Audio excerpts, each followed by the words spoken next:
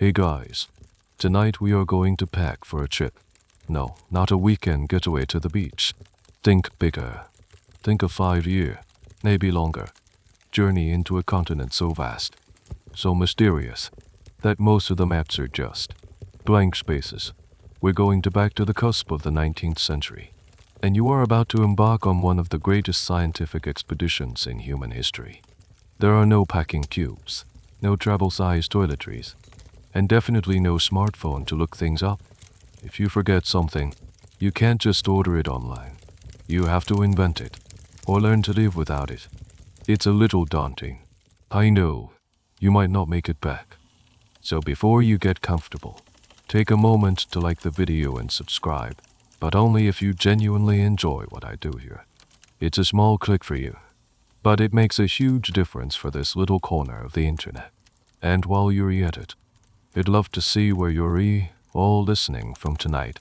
Let me know your city and the time in the comments below. It's always amazing to see how far these stories travel. Now, dim the lights, maybe turn on a fan for that soft background hum, and let's ease into tonight's journey together. The year is 1799. You're standing in a room in Madrid, but it feels less like a room and more like a workshop for a mad scientist, or maybe a warehouse. The air is thick with the smell of oiled wood, grass polish, and old paper. All around you, scattered across tables and floors, are the tools you believe will allow you to decode the new world. In total, there are over 40 of them, packed into what will eventually be 40 to heavy crates. This is your life savings, your inheritance, all converted into gleaming, delicate, and ridiculously expensive scientific instruments. Your name is Alexander von Humboldt, and this is your obsession. You pick up a sextant. It's heavy in your hands, a beautiful piece of brass and mirrored glass. You've practiced with it for years on the rooftops of Paris and Jena, measuring the angles of stars.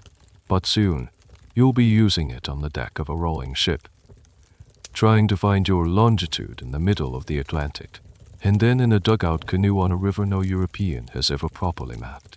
You wrap it carefully in oilcloth and place it gently into a bed of straw inside a custom-made wooden box. One down, so many more to go. Next, the barometers. Not just one, but several. These are your key to understanding the third dimension of the world. You see, you're not just interested in mapping land, but in mapping the very air itself. You plan to haul these fragile glass tubes filled with mercury up the highest mountains you can find, measuring the drop in atmospheric pressure with every step.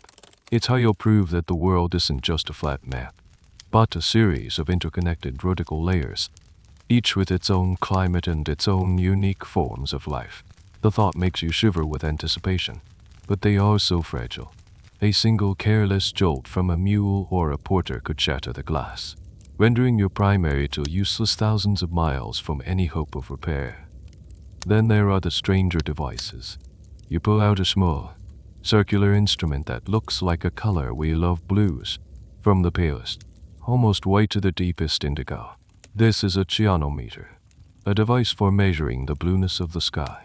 To your contemporaries, it seems like a poet's tool, a frivolous whim, but to you, the color of the sky is data. It tells you about the humidity in the air, the presence of unseen vapors, and the composition of the high atmosphere. It's a way to quantify the unquantifiable. Beside it lies a hygrometer, an instrument to measure humidity, and this isn't some digital gadget. It's a delicate mechanism that operates using a single, long strand of human hair. You've carefully prepared it, degreasing it and calibrating it. The hair expands and contracts with the moisture in the air, moving a tiny needle on a dial. It's a beautifully simple, almost organic piece of technology. People will later find the idea charmingly odd, but for you, it's another vital data point in your grand quest to understand the planet as a single, living organism. Of course, there are also telescopes, compasses, chronometers for perfect timekeeping, thermometers for measuring the temperature of air and water, and a magnetometer to study the Earth's magnetic field. You're convinced it wavers and shifts, and you intend to prove it. You have jars for collecting samples, presses for drying plants, arsenic soap for preserving animal skins, and mountains of paper, ink, and pencils for recording every single observation. As you pack, quiet doubt creeps in. How did you, a private citizen, get permission for this? The Spanish Empire is notoriously secretive about its colonies. They don't just let foreigners wander around, especially not a sharp-eyed Persian. You secured a rare royal passport, but how? Was it your charm, your scientific reputation, or was there another reason? Historians will forever debate the exact political machinations that opened this door for you. Some argue the Spanish crown saw you as a free consultant, a way to get a comprehensive survey of their colonial resources without paying for it. You just see it as a golden ticket. You lift the lid of one last crate. It's filled with blank notebooks, hundreds of them. This, you realize, is the most important equipment of all. The instruments measure, but the notebooks will hold the memory. They will contain the numbers. Yes, but also the sketches, the thoughts, the frustrations, the art. They will be the raw material for the work that will define your life. You run your hand over the smooth, empty pages. Soon, they will be filled with the pulse of a new world. The ship, the Pizarro, waits for you at the port of La Coruna. The journey is about to begin. The land vanishes behind you. First the port of La Coruna, then the green hills of Galicia, until finally there is nothing but an endless, undulating expanse of deep blue-gray water meeting a pale sky. The Pizarro is not a grain vessel. It's a mail corvette, smooth, functional, and now your entire world. The excitement of departure, that thrumming energy you felt while packing your crates, begins to fade, replaced by a much more primal and unpleasant sensation. The slow, relentless roll of the Atlantic. Your stomach lurches with every swell. Seasickness is not a romantic affliction. It's a miserable, draining reality. Your companion, the ever-patient botanist Dame Bonpland, is faring no better. You spend the first few days in a state of grim lethargy, unable to do much more than lie in your cramped bunk, listening to the creaking timbers of the ship and the shouts of the sailors. The air below deck is thick with the smell of tar, bilge water, and the close proximity of too many bodies. This, you realize, is the unglamorous toll required to enter the paradise you've been dreaming of. But you are not a man who surrenders to idleness, not even to the rebellion of your own body.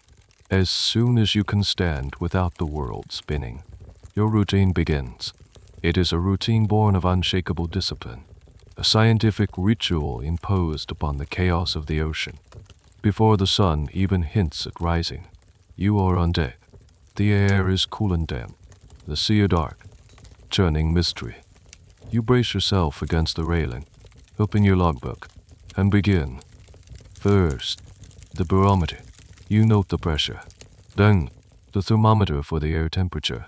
You use your chionometer to measure the blueness of the sky, holding it up and squinting to find the perfect match, even when the sky is just a smear of pre-dawn gray.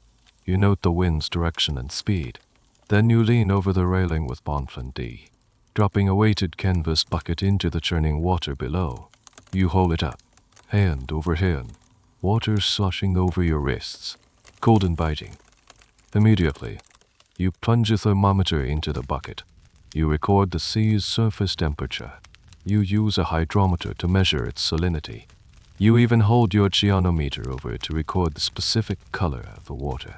Is it the deep indigo of the open ocean, or does it have a greenish tint, suggesting more light? Every detail is captured.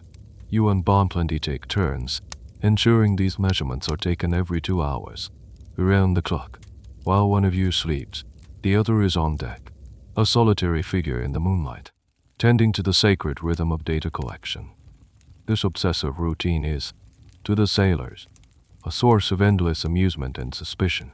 They watch you, the strange Prussian, staring at the sky with your blue disc and fishing for water as if it held some secret treasure. Why would anyone do this? Historians still puzzle over the sheer intensity of your work ethic on this voyage.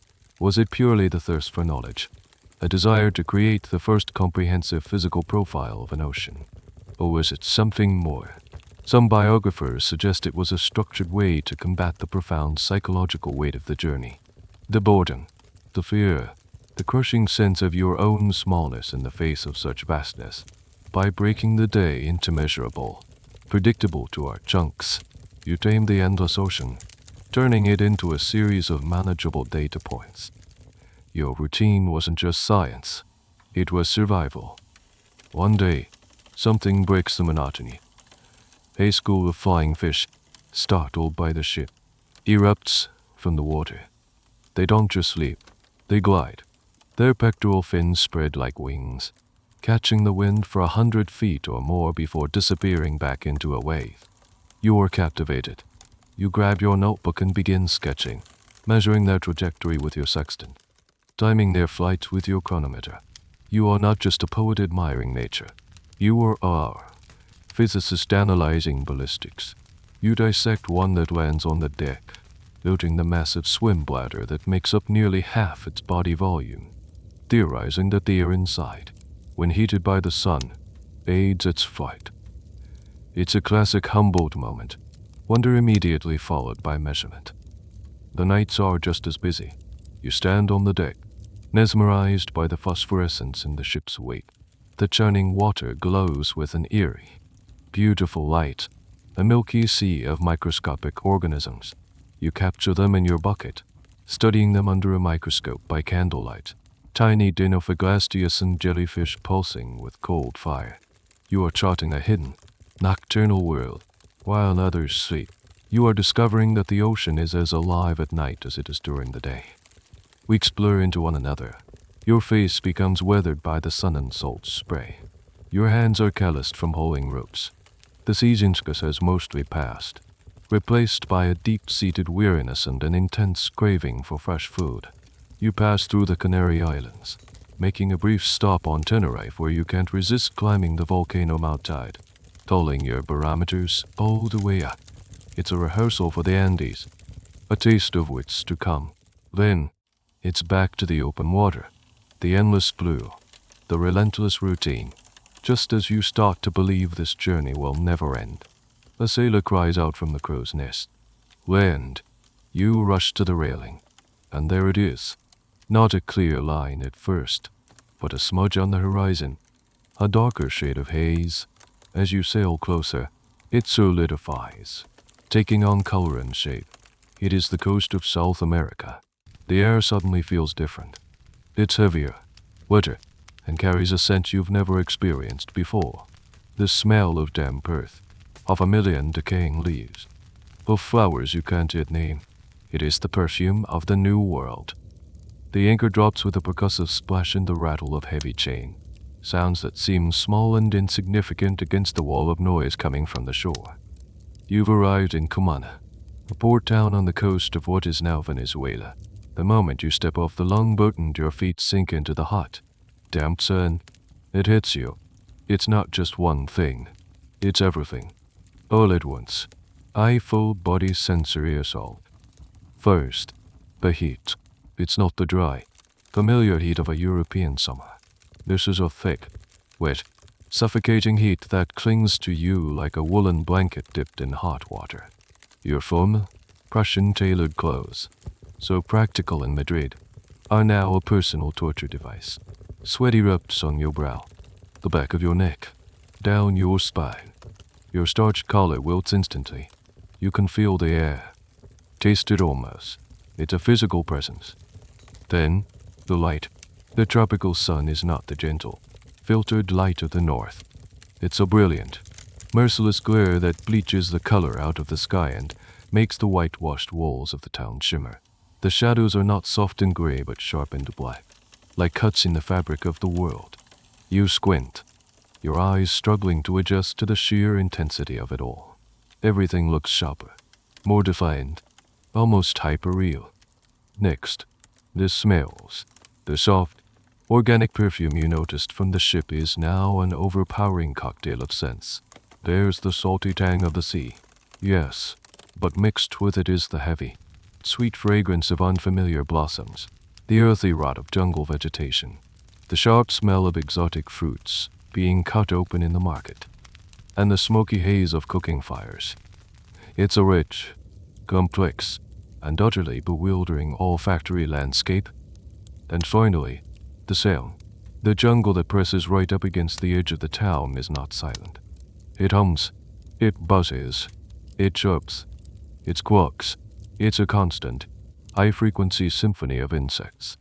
The guttural calls of monkeys you can't see, and the startling shrieks of birds with impossibly vibrant plumage. It's a soundscape so dense and alien that it feels like the planet itself is breathing. It's every breath a course of life.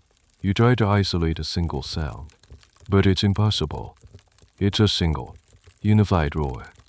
You and Bonton-D must look like a pair of bewildered ghosts, pale and overdressed, standing amidst the vibrant chaos of the port. The people are a tapestry of faces you've only read about: Spanish colonists, indigenous peoples, and people of African descent, all mixing in the bustling streets. Their clothes are light and colorful, their movements fluid and adapted to the heat that is currently trying to cook you alive in your wool coat. You find lodging, a simple house with thick adobe walls and a shaded courtyard that offers a small refuge from the sun. But there is no refuge from the life. A column of army ants marches purposefully across your floor. A gecko with impossibly wide eyes watches you from the wall. And a hummingbird, a literal jewel metallic green and blue, hovers for a moment by your window before zipping away. You are no longer just an observer of nature. You are living inside it. The very first night is a revelation. In Europe, night means a dampening of life, a descent into quiet and cold. Here, it's the opposite. As the sun sets in a riot of orange and purple, a new shift begins in the jungles or Castra. The daytime buzz is replaced by the deep croaking of 1,000 frogs, the chirping of crickets, and the strange, haunting calls of nocturnal animals. Sleep seems impossible. How can anyone rest with so much life screaming just outside the window? This is the moment where the dream of the tropics collides with the reality. You had studied this world from afar, through dried specimens and travelers' tales, but the books couldn't prepare you for the sheer, overwhelming, vital presence of it all. It's one thing to read about a new species of palm tree. It's another to stand beneath it, dwarfed by its scale, listening to the rustle of its fronds in the thick, humid air. Even the ground beneath your feet is different. You take a walk to the edge of town and look at the soil. It's a deep, rich red, and like the dark loams of Persia. You crumble some in your hand. It's teeming with life you can't even see. This observation is the seed of a profound idea, something that will set you apart from your contemporaries, while other naturalists are here to collect, to find new species, name them, and ship them back to Europe like trophies. You are starting to see something more. You're seeing the connections. You're not just looking at a plant. You're looking at the soil it grows in, the insect that pollinates it, the humidity that feeds it, and the sunlight that gives it life. Why you were so uniquely prepared to see these connections is a question historians still ponder. Was it your holistic German education, your background in mining geology, which taught you to think in terms of layers and systems? Or was it simply your personality, an insatiable curiosity that refused to put anything in a neat, isolated box? Whatever the reason, standing there at the edge of the jungle, sweating profusely and overwhelmed by the noise, you are not just seeing a collection of new things. You are seeing a new way of seeing the world, and you haven't even really started yet. Tomorrow, the real work begins. Before the sun rises, the world is still dark and silent when you wake up. Not the riotous silence of the jungle, but the brief, hushed pause just before dawn. In the town of Kumana, most are still asleep. But for you, the day has already begun. This is the anchor of your life. The non-negotiable ritual you performed on the ship and will continue to perform every single day for the next 5 years, whether you are in a city, a canoe, or clinging to the side of a volcano. You move quietly through the dim room, your bare feet on the cool stone floor. You don't need much light. You know where every instrument is. This is muscle memory now. a scientific prayer. You carry the barometer, thermometer, and hygrometer out into the small courtyard of your lodging. The air is at its coolest, thick with the scent of night, blooming jasmine and damp earth. You strike a match, and in the small, flickering pool of light, you get to work. First, you hang the barometer from a hook. You tap the glass gently to settle the mercury. Then lean in close, your eye level with the top of the silver column. You use a vernier scale, a tiny, sliding secondary scale, to get a reading of the atmospheric pressure with obsessive precision. Down to a fraction of a millimeter, you note the number in your journal. Time, 4.00 am. Next, the thermometer. You let it hang for a few minutes, away from the residual heat of your body or the lamp, allowing it to acclimate to the true ambient temperature. You record the number.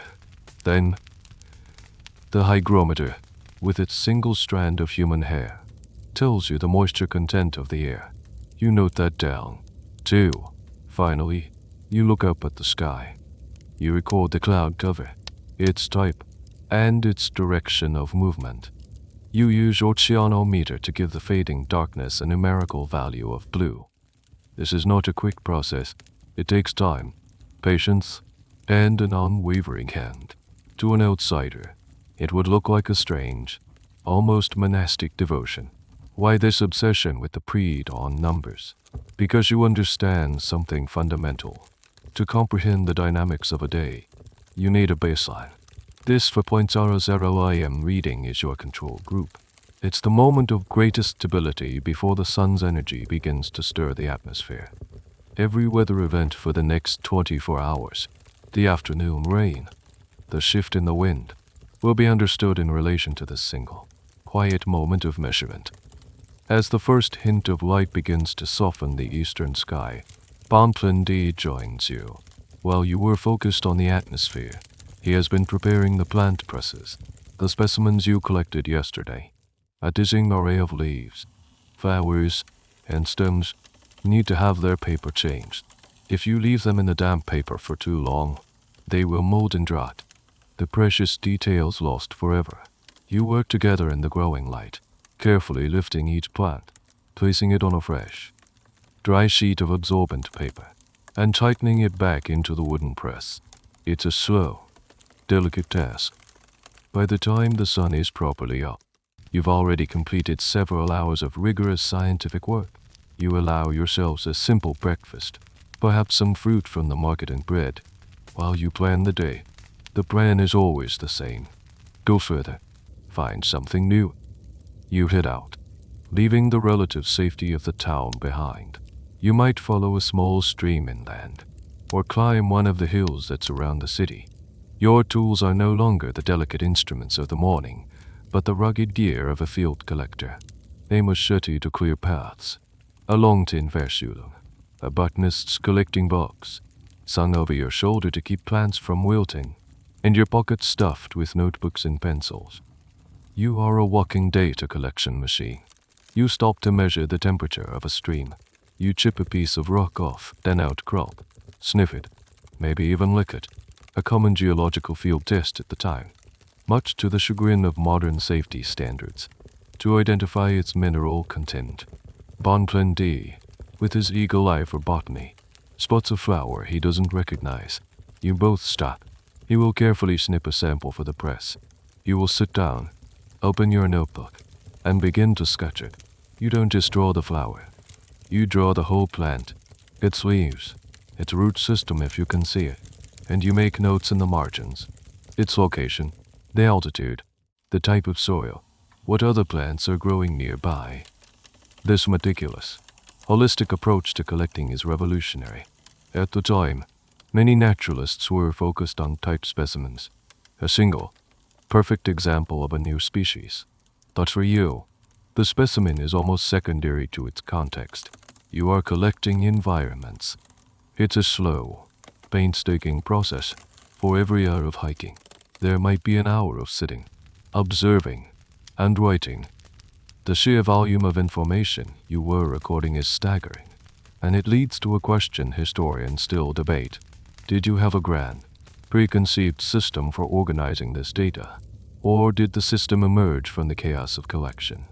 Some scholars believe you left Europe with a clear vision for your great work, Cosmos, and the journey was simply about filling in the blanks. Others argue that your most profound ideas, like the intricate of nature, were forged in the field, born directly from the daily grind of observing a flower and then measuring the blueness of the sky above it.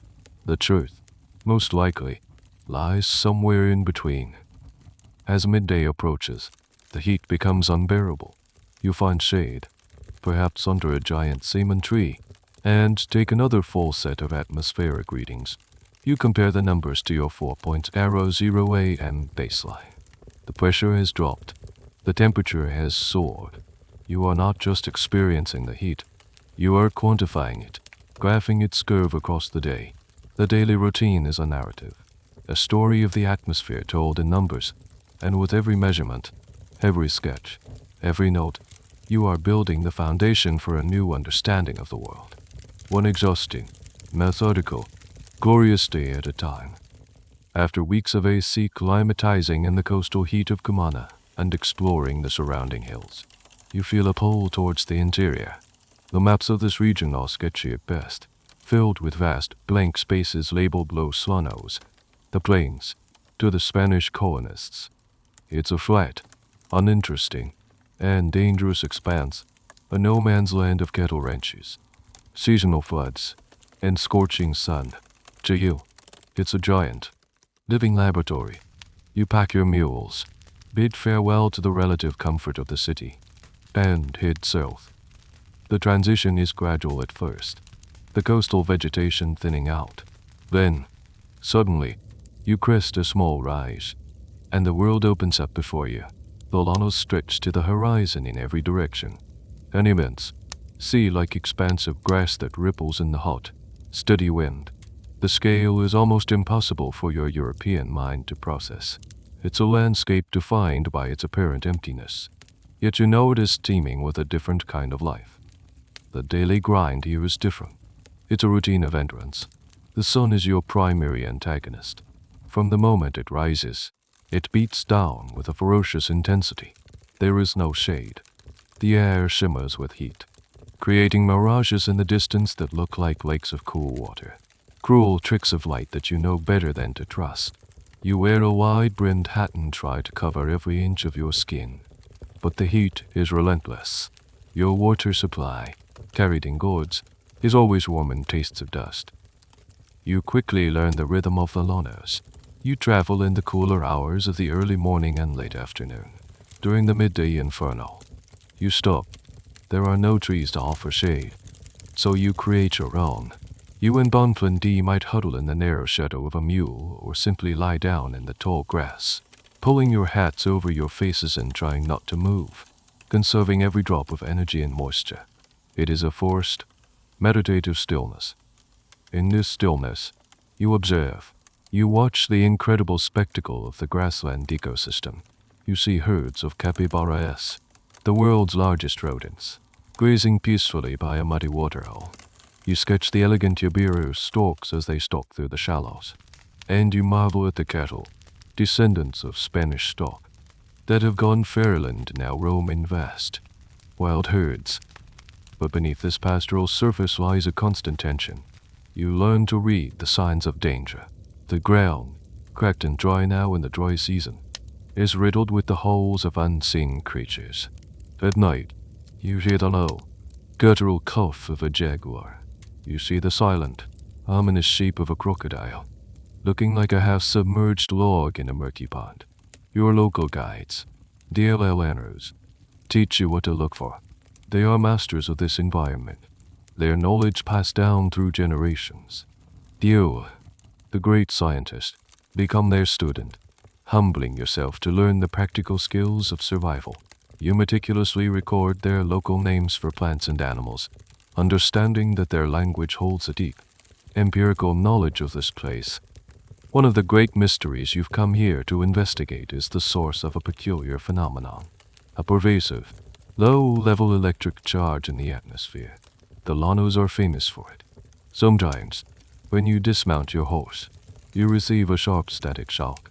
You use your electrometer, a device with two gold leaves that separate in the presence of a charge, to measure this atmospheric electricity.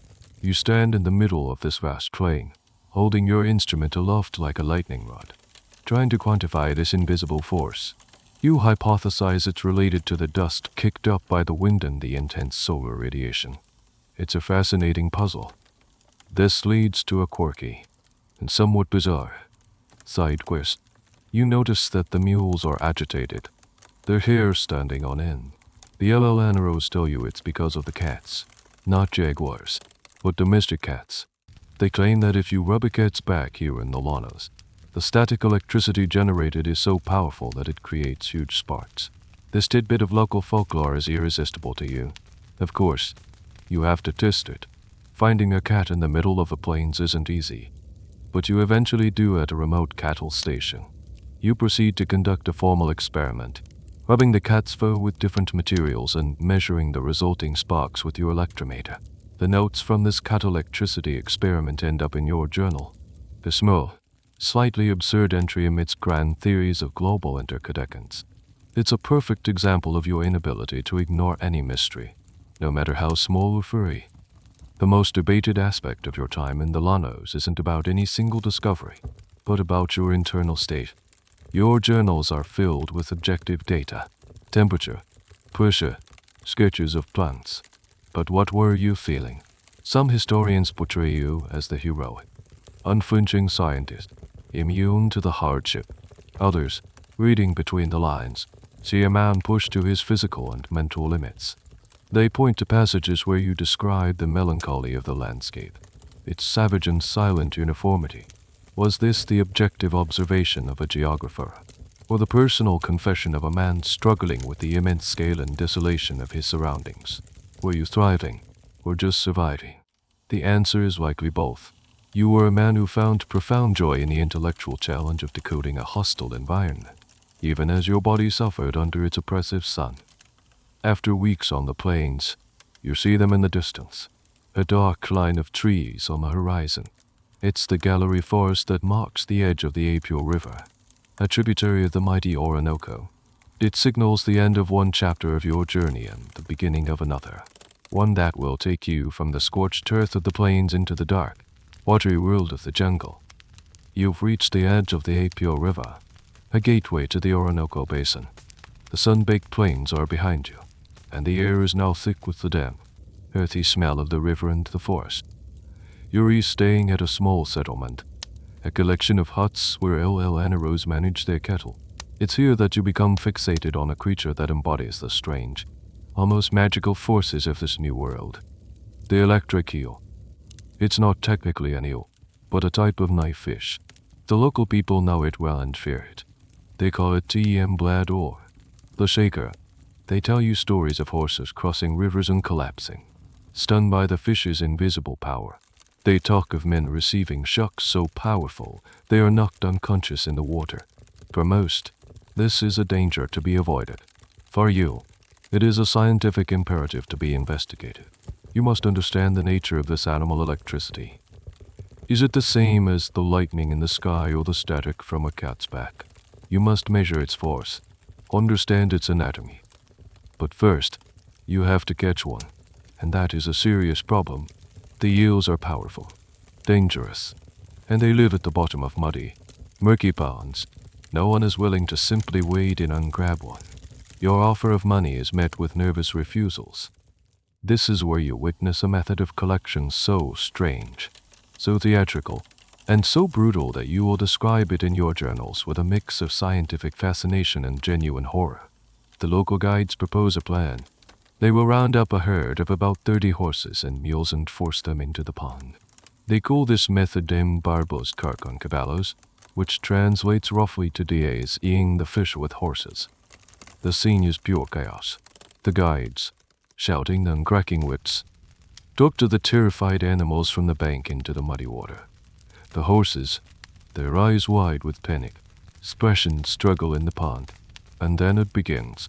The electric eels, disturbed and threatened by the commotion, rise from the mud and launch their attacks. You see the horses contort, their muscles passing. Some try to flee, but are driven back by the LLNROs. Others rear up with WH in eyes of pain, their manes flying, before crashing back into the water. One horse, then another, stumbles and falls, stunned by the relentless, invisible blows. They lie on their sides, half submerged, their bodies trembling. You and Bontlandy stand on the bank, watching this violent spectacle. It's a deeply uncomfortable moment, a clash between your scientific curiosity and your empathy for the suffering animals. You are the reason this is happening. The thought is sobering. After about 10 minutes of this torment, the guides tell you the eels will be exhausted. Their electrical discharges will have weakened. Now is the time. With long, dry poles and harpoons attached to ropes, they cautiously approach the pond. The remaining horses are ushered out, limping and traumatized. The guides begin to fish out the stunned eels, which are 5 to 6 feet long, thick as a man's thigh, and a slimy, olive-green color. They drag 2 of them onto the dry grass for you. The experiment has been a success, but the ghost feels high. Now your own part of the ordeal begins. You are not content to merely observe from a distance. You must interact with the creature directly. You kneel down beside one of the massive fish. It's still alive, moving sluggishly. You want to measure the strength and nature of its shock. So you do what any dedicated, slightly reckless 19th century scientist would do. You start touching it. You use different instruments, trying to provoke a discharge you can measure. But the most direct method is, well, direct. You place 1 foot on the wet ground and touch the eel with a key. A jolt shoots up your arm, a painful, vibrating shock that makes your joints ache. It's far stronger than any static shock you've ever felt. You are both terrified and ecstatic. You felt the power. But 1 shock isn't enough. You need data. You, Bontlandy, and your assistants spend the next several hours conducting a series of increasingly risky experiments. You have 2 assistants hold the eel, 1 at the head and 1 at the tail, and then you have them touch hands, completing the circuit through their bodies. You have them link hands with other people, creating a human chain to see how many people the shock can pass through. At one point, you accidentally step on the eel with both bare feet while holding a nerve preparation from a frog. The shock is so intense it throws you to the ground. You describe it as a painful concussion that leaves your entire body numb and aching for the rest of the day. The ethics of this entire episode are, from a modern perspective, highly questionable. Both the treatment of the horses and your use of human subjects, including yourself. It's a raw look at the realities of fieldwork before formal scientific protocols or animal welfare committees existed. Yet, historians still debate the exact details of this famous account. Did it happen exactly as you described it? Some scholars have suggested you may have dramatized the event, particularly the Battle of the Horses, to make for a more compelling story in your published narratives. The core event, the collection and experimentation, is undisputed, but the theatrical flair might be an early example of a scientist knowing how to captivate a popular audience. By the end of the day, you are bruised, sore, and utterly exhausted, but you have your data.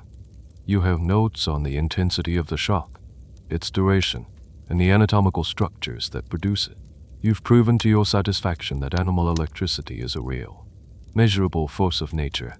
As you nurse your aching joints that evening, you look towards the dark, silent river.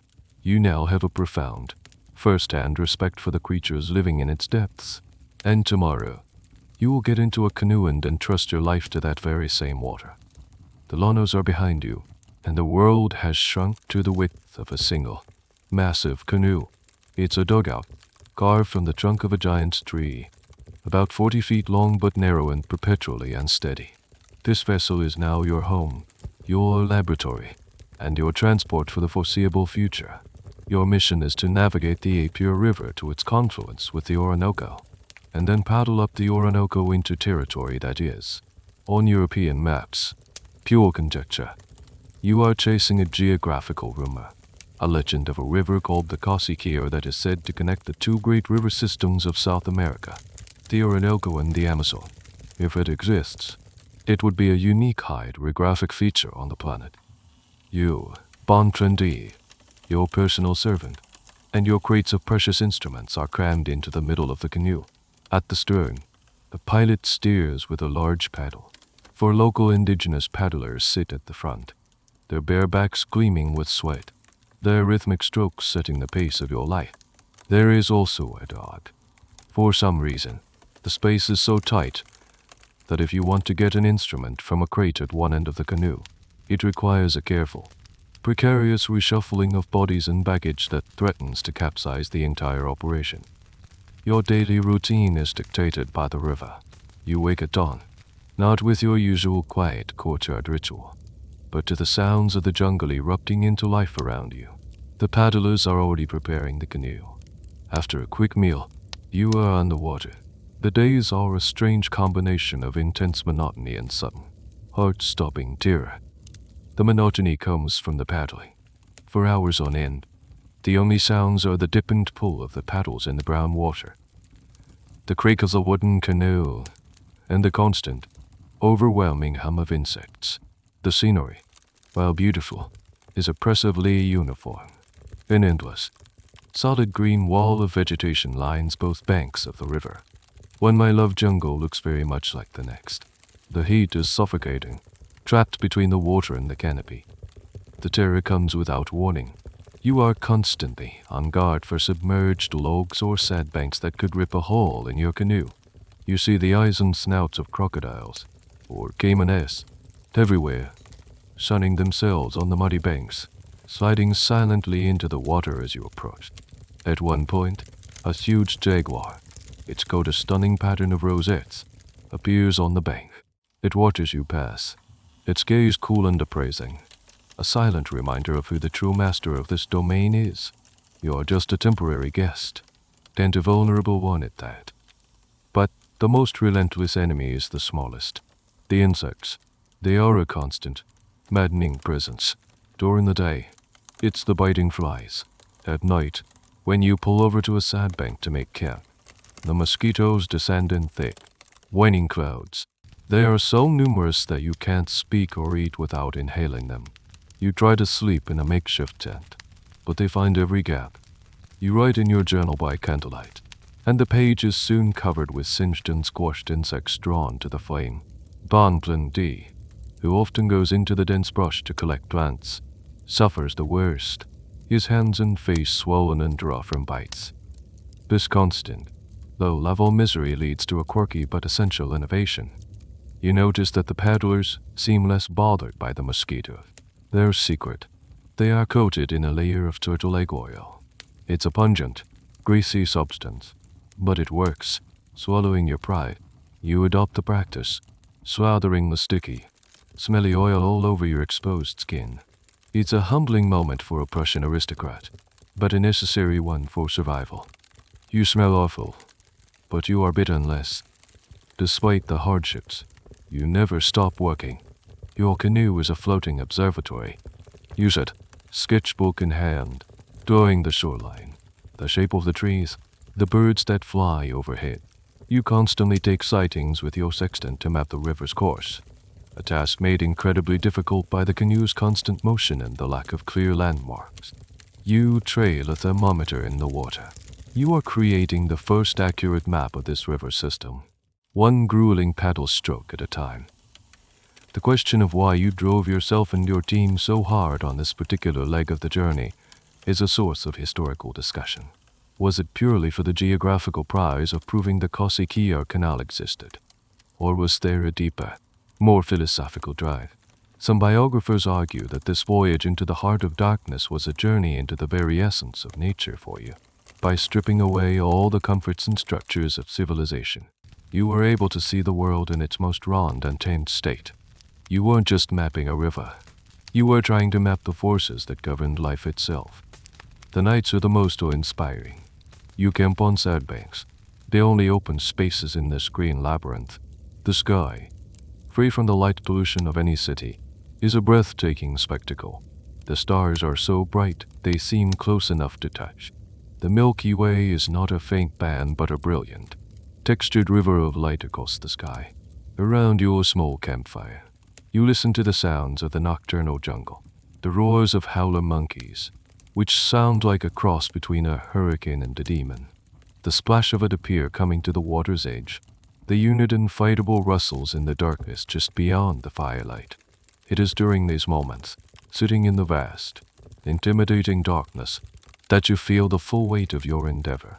You are infinitesimally small, a tiny spark of human consciousness in a world of overwhelming power and indifference. And yet, you are there to understand it. That, you believe, is a purpose worthy of the sacrifice. You are adrift in a world of green and brown, a world of water, wood, and leaves. Days and nights in the canoe bleed into one another, marked only by the rising and setting of the sun and the changing shifts of the insect tormentors. It is in this state of sensory immersion, stripped of all external distractions, that the pieces begin to click into place. The thousands of observations you have meticulously recorded, the temperature of the water, the species of a palm tree, the mineral content of a rock, the pressure of the air, are no longer just a long list of disconnected facts. They are starting to form a pattern. You look at a monkey, a capuchin perhaps, leaping through the branches overhead. A traditional naturalist, a follower of Linnaeus, would see a specimen to be collected, classified, and named. You see that, of course, but you also see so much more. You see the monkey eating a specific fruit. You see the tree that bears the fruit, and you know it only grows in a certain type of soil, which you've analyzed. You know the tree requires a specific amount of rainfall to thrive, a fact connected to the atmospheric pressure readings you take every morning. You see that when the monkey eats the fruit and travels, it will disperse the seed in its droppings. Planting a new tree miles away, you see the jaguar that preys on the monkey, keeping its population in check. Everything is a thread, and you are beginning to see the tapestry. This is the birth of your most revolutionary and enduring idea, the concept of nature as a web of life, a complex, interconnected system where nothing exists in isolation. You call it Zusammenhang, a German word that means connection or relationship, but for which there is no perfect English equivalent. It is the idea that the planet is a single, great, living organism, where a change in one part of the system can have cascading effects on all the others. This is a radical departure from the science of your day. The Enlightenment view of nature was largely mechanical, a great clockwork set in motion by God, which could be understood by taking it apart piece by piece. You are proposing something more holistic, more dynamic, more like a living body than a machine. You are, in essence, laying the groundwork for the entire field of ecology, a science that doesn't even have a name yet. One day, you are struck by the sheer diversity of palm trees. To a casual observer, it's just a palm tree. But you and Bonplandy have identified dozens of distinct species, each with its own unique characteristics and uses. One provides thatch for roofs, another is starchy food from its fruit, another is strong fiber for making rope, and another a wax that can be used for candles. You realize that the lives of the local indigenous peoples are woven into this botanical diversity. Their culture, their food, their shelter, it all depends on their deep, empirical knowledge of these specific plants. This leads to a quirky and very Humboldtian side project. You become obsessed with curare, the potent poison used by local tribes on their blogan darts. It's another thread in the web. You want to know which plant it comes from, how it's prepared, and what its chemical properties are. Gaining this knowledge is incredibly difficult. The process is a closely guarded secret. It takes all of your diplomatic skills, and a fair number of gifts like knives and mirrors, to persuade a local shaman to show you. You are led to a clearing in the forest where an old man is brewing the poison in a clay pot over a low fire. The process is a ritual. He chants as he scrapes the bark of a specific vine, Estriciae Chenois tuschifera, mixing it with other plants. The air is thick with acrid smoke. He warns you not to inhale the fumes. You watch, mesmerized, taking detailed notes on every step, every ingredient. You are not just a botanist. You are an ethnographer and a chemist. All at once, you manage to obtain a small sample of the finished product, a dark, resinous paste, which you store carefully for future analysis in your. You understand this poison not just as a chemical compound, but as a point of intersection between botany, human culture, and animal physiology.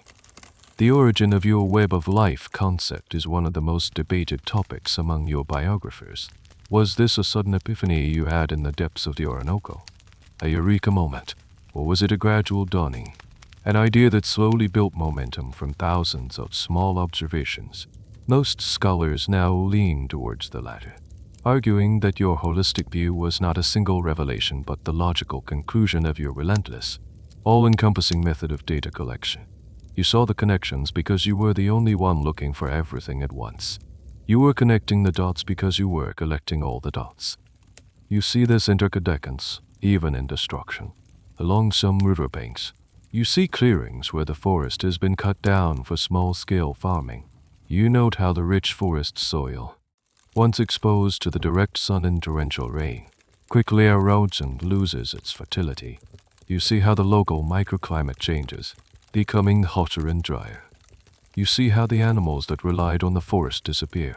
Decades before the environmental movement would gain traction, you are documenting the consequences of deforestation. You write in your journal about the imprudent hand of man, warning that human actions can unravel the delicate threads of nature's web, with unforeseen and devastating consequences.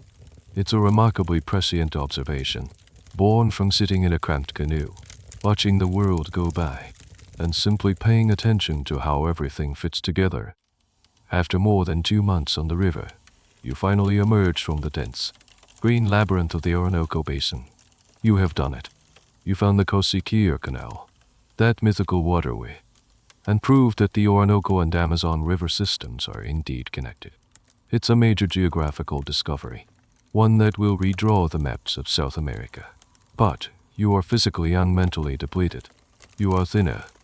Your skin is a patchwork of insect bites and sun damage, and you are weary down to your bones.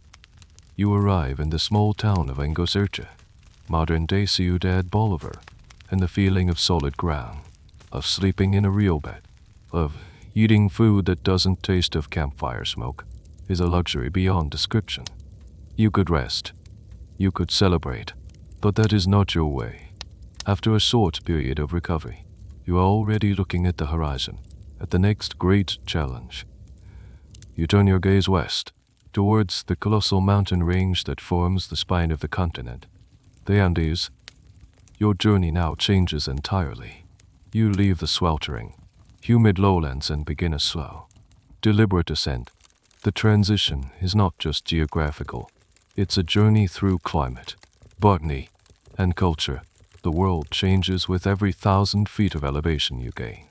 You trade your canoe for a team of mules, the only mode of transport capable of navigating the steep, treacherous mountain paths.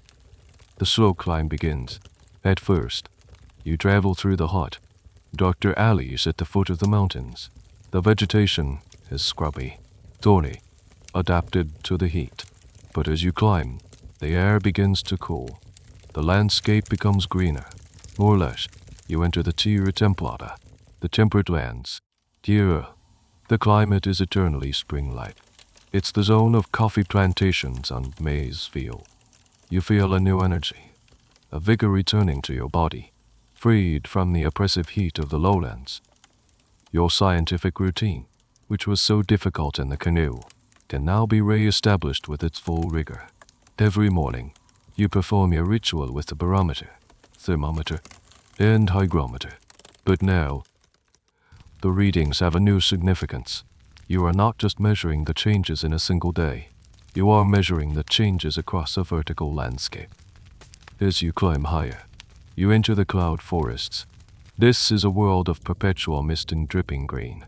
The trees are gnarled and ancient, their branches draped in thick blankets of moss, ferns, and orchids.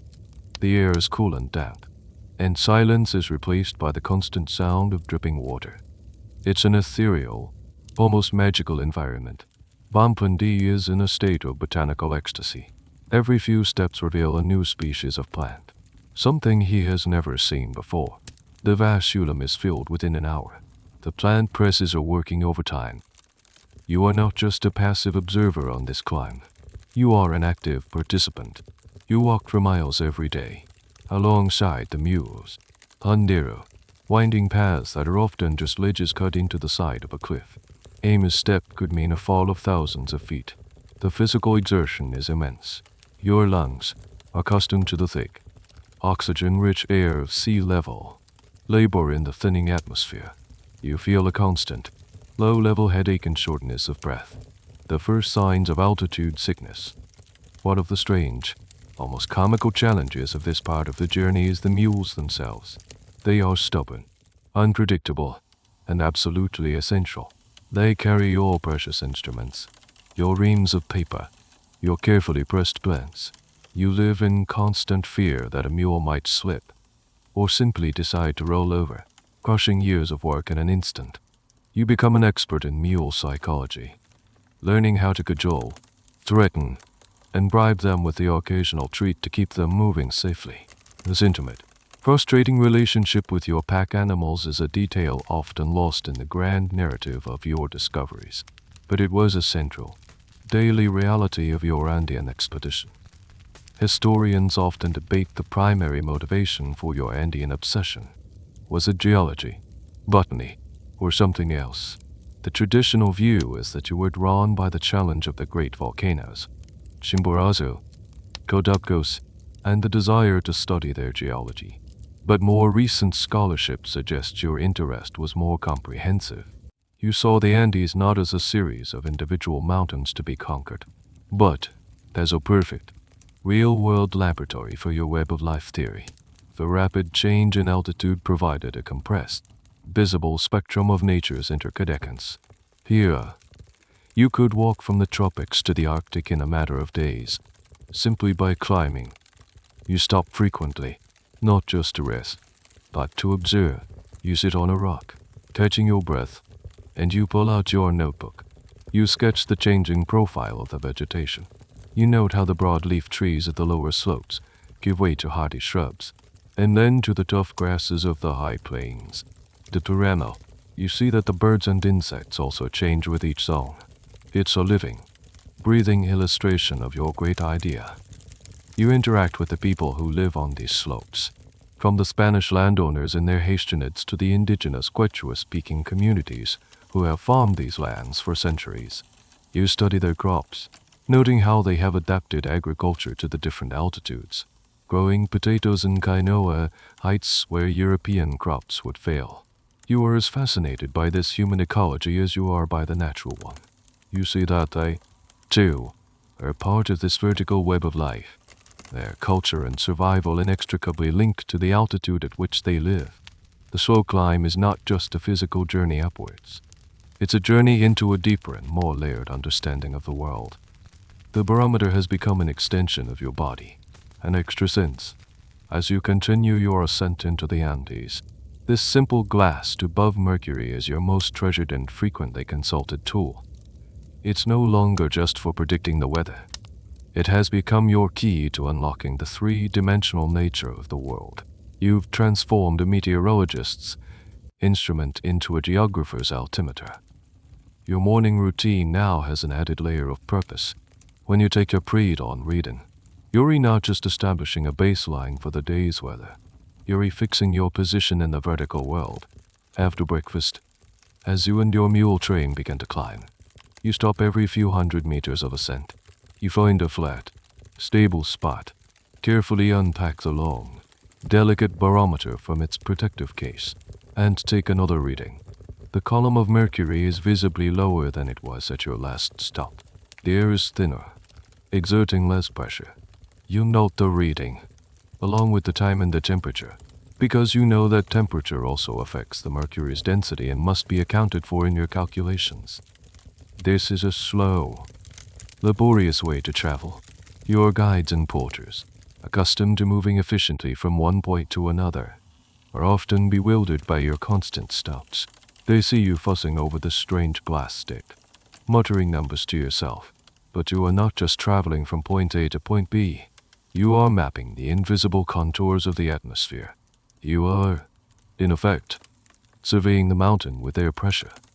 You are building on the work of earlier scientists like Blaise Pascal, who first demonstrated that air pressure decreases with altitude. But you are applying the principle with a rigor and on a scale that no one has ever attempted before. You dream of creating a cross-section of the entire mountain range, showing not just its physical shape, but the corresponding layers of atmospheric pressure that cling to it like invisible skins. This obsession with the barometer leads to one of your favorite daily rituals, breakfast with a barometer. It's not just a clever phrase.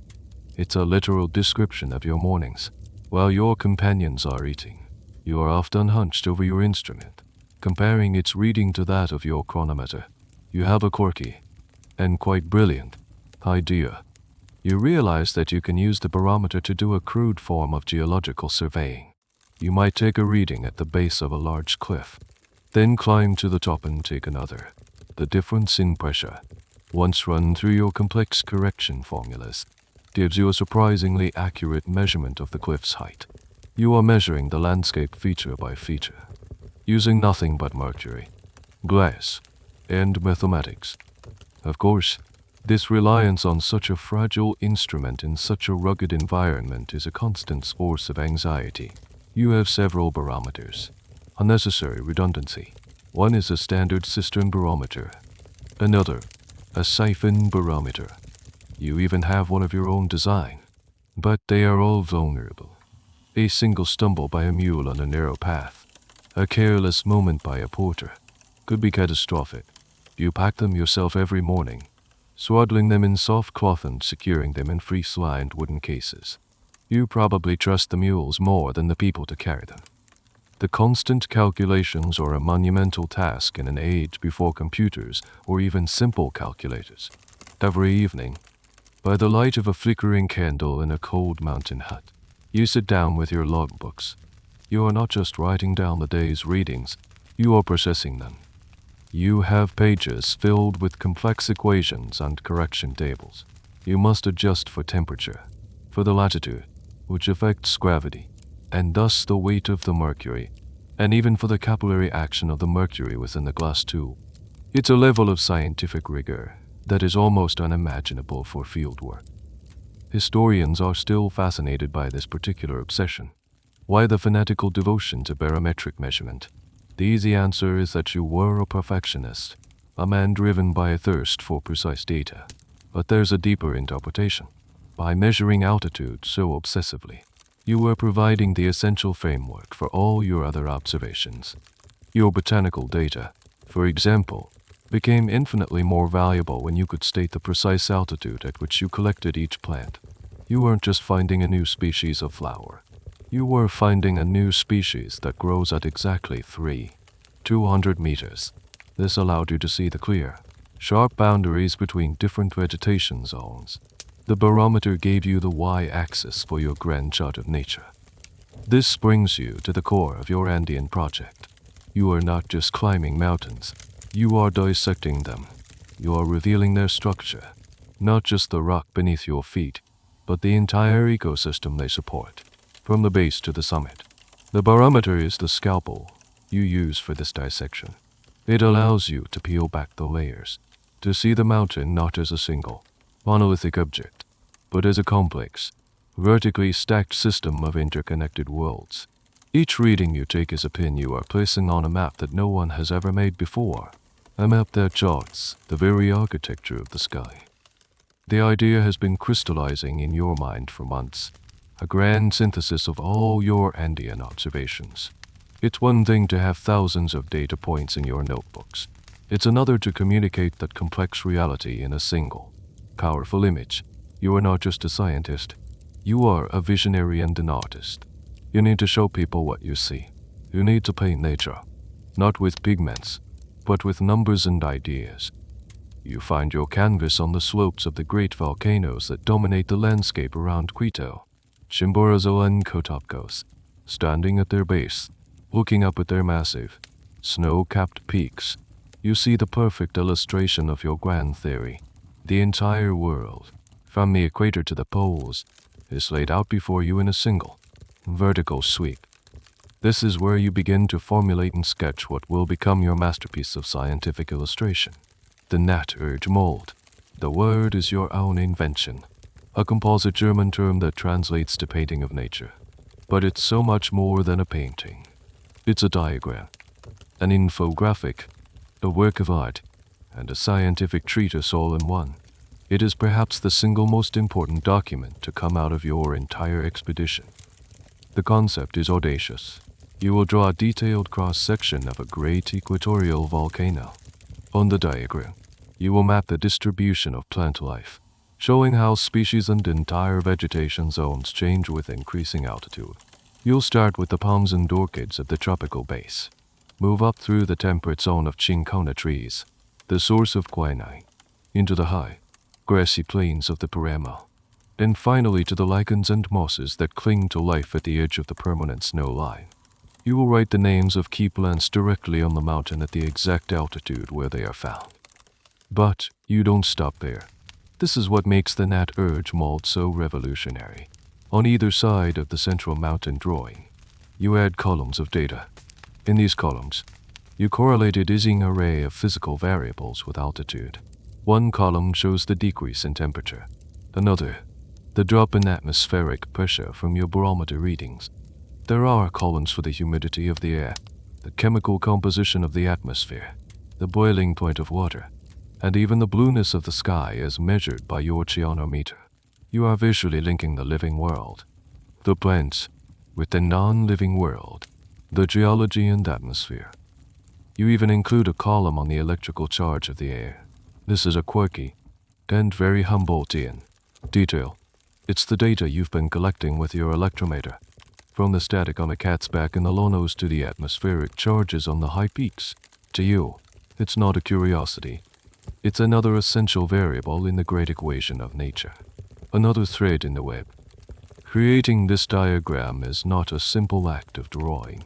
It's the culmination of every grueling day of your journey, every plant bomblin decollected, every barometer reading you took, every rock you chipped, every temperature you recorded. It all feeds into the single image. You sit on a mountainside, your notebook in your lap, sketching furiously. You are surrounded by the very data you are trying to represent. You can look up and see the vegetation zones with your own eyes, then look down and distill them into lines and words on the page. The gnat-urge made is not just a summary of what you've seen. It's an argument. It visually proclaims your central thesis, that nature is a unified whole, governed by universal laws. The distribution of life is not random. It is determined by physical conditions. You show that the zonation of life on a tropical mountain mirrors the zonation of life across the globe from the equator to the poles. Climbing Chimborazo is like taking a high-speed journey from Ecuador to Lapland. You call this the geography of plants, and with this one diagram, you have founded a new field of science, biography. Why you chose to present your grand idea in this visual format is a topic that continues to fascinate historians of science and art. Was it because you recognized the limitations of words to convey such a complex, interconnected system? Or was it a stroke of communication genius, an understanding that a powerful image could convey your theory to a broader audience more effectively than a dense, academic paper? Scholars argue it was both. You were a master synthesizer, and the gnat-urge mold is the ultimate synthesis, blending quantitative data with visual representation. It makes complex relationships intuitive. It allows you to see the pattern in a single glance. As you refine the sketches, adding more and more data, you feel a deep sense of satisfaction. This is more than a map of a mountain. It's a map of a new way of thinking. It's a blueprint for ecology. You are showing the world that it is not a collection of isolated objects, but a system of dynamic relationships. You are painting nature with numbers, and in doing so, you are changing how we see the world forever. The final, beautifully engraved version that will be published in Europe is still years away, but the intellectual and artistic foundation is being laid right here, in the thin, cold air of the Andes, with a pencil, a notebook, and a revolutionary idea. The work is all-consuming. Your days are a relentless cycle of waking before dawn, measuring, climbing, collecting, and note-taking. Your evenings are spent hunched over candlelight, preserving specimens, processing your data, and sketching in your journals. You are surrounded by the wonders of a new continent, by landscapes of breathtaking beauty, and by a constant stream of new information. And yet, you are profoundly alone. This is the quiet, unspoken reality of your expedition, the deep, pervasive loneliness of the observer. You are traveling with your loyal friend and collaborator, Dame Bonplenty. You have your local guides, your porters, and your mule drivers. You occasionally stay with Spanish officials or wealthy landowners in their haystonnets. But in the way that truly matters, you are isolated. The intellectual gulf between you and almost everyone you meet is as vast as the Atlantic Ocean you crossed. You can try to explain to a guide why you are so obsessed with the blueness of the sky, or why you must stop for the 10th time in an hour to measure the air pressure. They will not politely, perhaps out of respect or simple confusion, but there is no shared understanding. Your scientific purpose, the very lens through which you see the entire world, is a language you can only speak with yourself and, to a degree, with Bonplenty. Even your relationship with Bonplenty, though built on shared purpose and mutual respect, has its professional boundaries. He is the botanist. You are the physicist, the geographer, the synthesizer. You work together, but your minds are often running on parallel tracks, focused on different aspects of the same environment. In the quiet moments, a sense of your unique position in this endeavor settles in. The grand vision, the theory of the web of light, the net urge mold. This is yours alone. The weight of connecting all the dots rests squarely on your shoulders. This sense of isolation is amplified by the physical environment. The scale of the Andes is humbling, almost crushing. You can spend days traveling and see no one. Your small party a tiny, insignificant speck in a landscape of rock and sky. The mountains are not welcoming. They are majestic but indifferent. They do not care about your theories or your instruments. This indifference is a powerful form of loneliness, a reminder of your own smallness in the face of geological time and planetary forces. There's also a cultural unlinguistic isolation. You speak fluent Spanish, which allows you to communicate with the colonial administrators and landowners. But when you venture into the more remote Quechua-speaking communities, you are once again an outsider. You rely on translators. Nuance is lost. You observe their customs, their farming techniques, their religious rituals, with the keen eye of an ethnographer. But you are always on the outside looking in. You are the gringo, the strange European with his even stranger baggage. This leads to a peculiar and somewhat melancholy habit. You become an obsessive letter writer. Whenever you reach a town with a postal connection, you spend days writing long, detailed letters to your brother Wilhelm, to scientists back in Paris and Berlin, to friends across Europe. These letters are not just simple updates. They are sprawling essays, filled with your latest data, your developing theories, your frustrations, and your moments of awe. They are a lifeline, a way of bridging the vast distance separating you from your intellectual community. You are sending your thoughts out into the world, hoping for a response that may take a year or more to reach you. If it ever does, it's a slow, uncertain conversation with the world that feels a universe away. The source of this profound sense of intellectual solitude is a subject of historical debate. Was it an inherent part of your personality, a trait of a genius who simply sees the world differently than others, or was it a product of your unique circumstances? A Prussian scientist operating largely alone within the secretive and intellectually sparse colonial territories of Spain. Some historians argue that this loneliness was, in fact, a crucial ingredient for your genius. It was in this state of isolation, free from the dogmas and debates of the European academies, that you were able to develop your most revolutionary ideas. Your solitude was not a bug. It was a feature. It gave you the mental space to see the world with fresh eyes. You feel this loneliness most acutely in the evenings. After a day of grueling travel and a night of tedious data processing, you might step outside your tent or hut and look up at the stars. They are the same stars you saw in Germany, but they feel different here. You are seeing them through a different column of air, from a different point on the planet's surface, and you know that you are one of the very few people on Earth who cares about that difference, who would try to measure it. In that moment, the thrill of discovery and the ache of isolation become one and the same. You are a man who is comprehending the world on a scale no one has before, and the price of that comprehension is to be utterly, completely, and profoundly alone with your thoughts. Of all the mountains that surround you, one holds a special place in your imagination. Chimborazo, to you and to the rest of the world at the time. This massive, dome-shaped, extinct volcano is the highest mountain on Earth. Its snow-capped summit, soaring over 20 feet into the sky, represents the ultimate challenge, the absolute terrestrial limit. Reaching its peak is not just a matter of pride. It is a scientific necessity.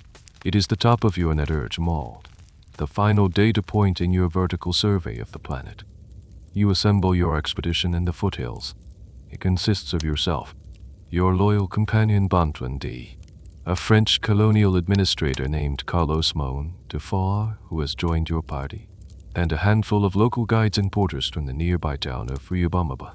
You are all dressed in your warmest clothes, but you are woefully unprepared for what you are about to face. You have no specialized mountaineering gear, no crampons, no ice axes, no oxygen tanks. You have your scientific instruments, sturdy shoes, and an almost reckless amount of determination. The ascent begins easily enough, riding mules through the familiar perennial grasslands. But soon, the path disappears. The mules can go no further. From here, you will be on foot. The air grows thin and cold. Every breath is a conscious effort. A persistent, pounding headache settles in. The familiar thrum of altitude sickness, but more intense than you've ever felt before. You press on, scrambling over loose volcanic scree that shifts under your feet, sending small rock slides tumbling down the slope.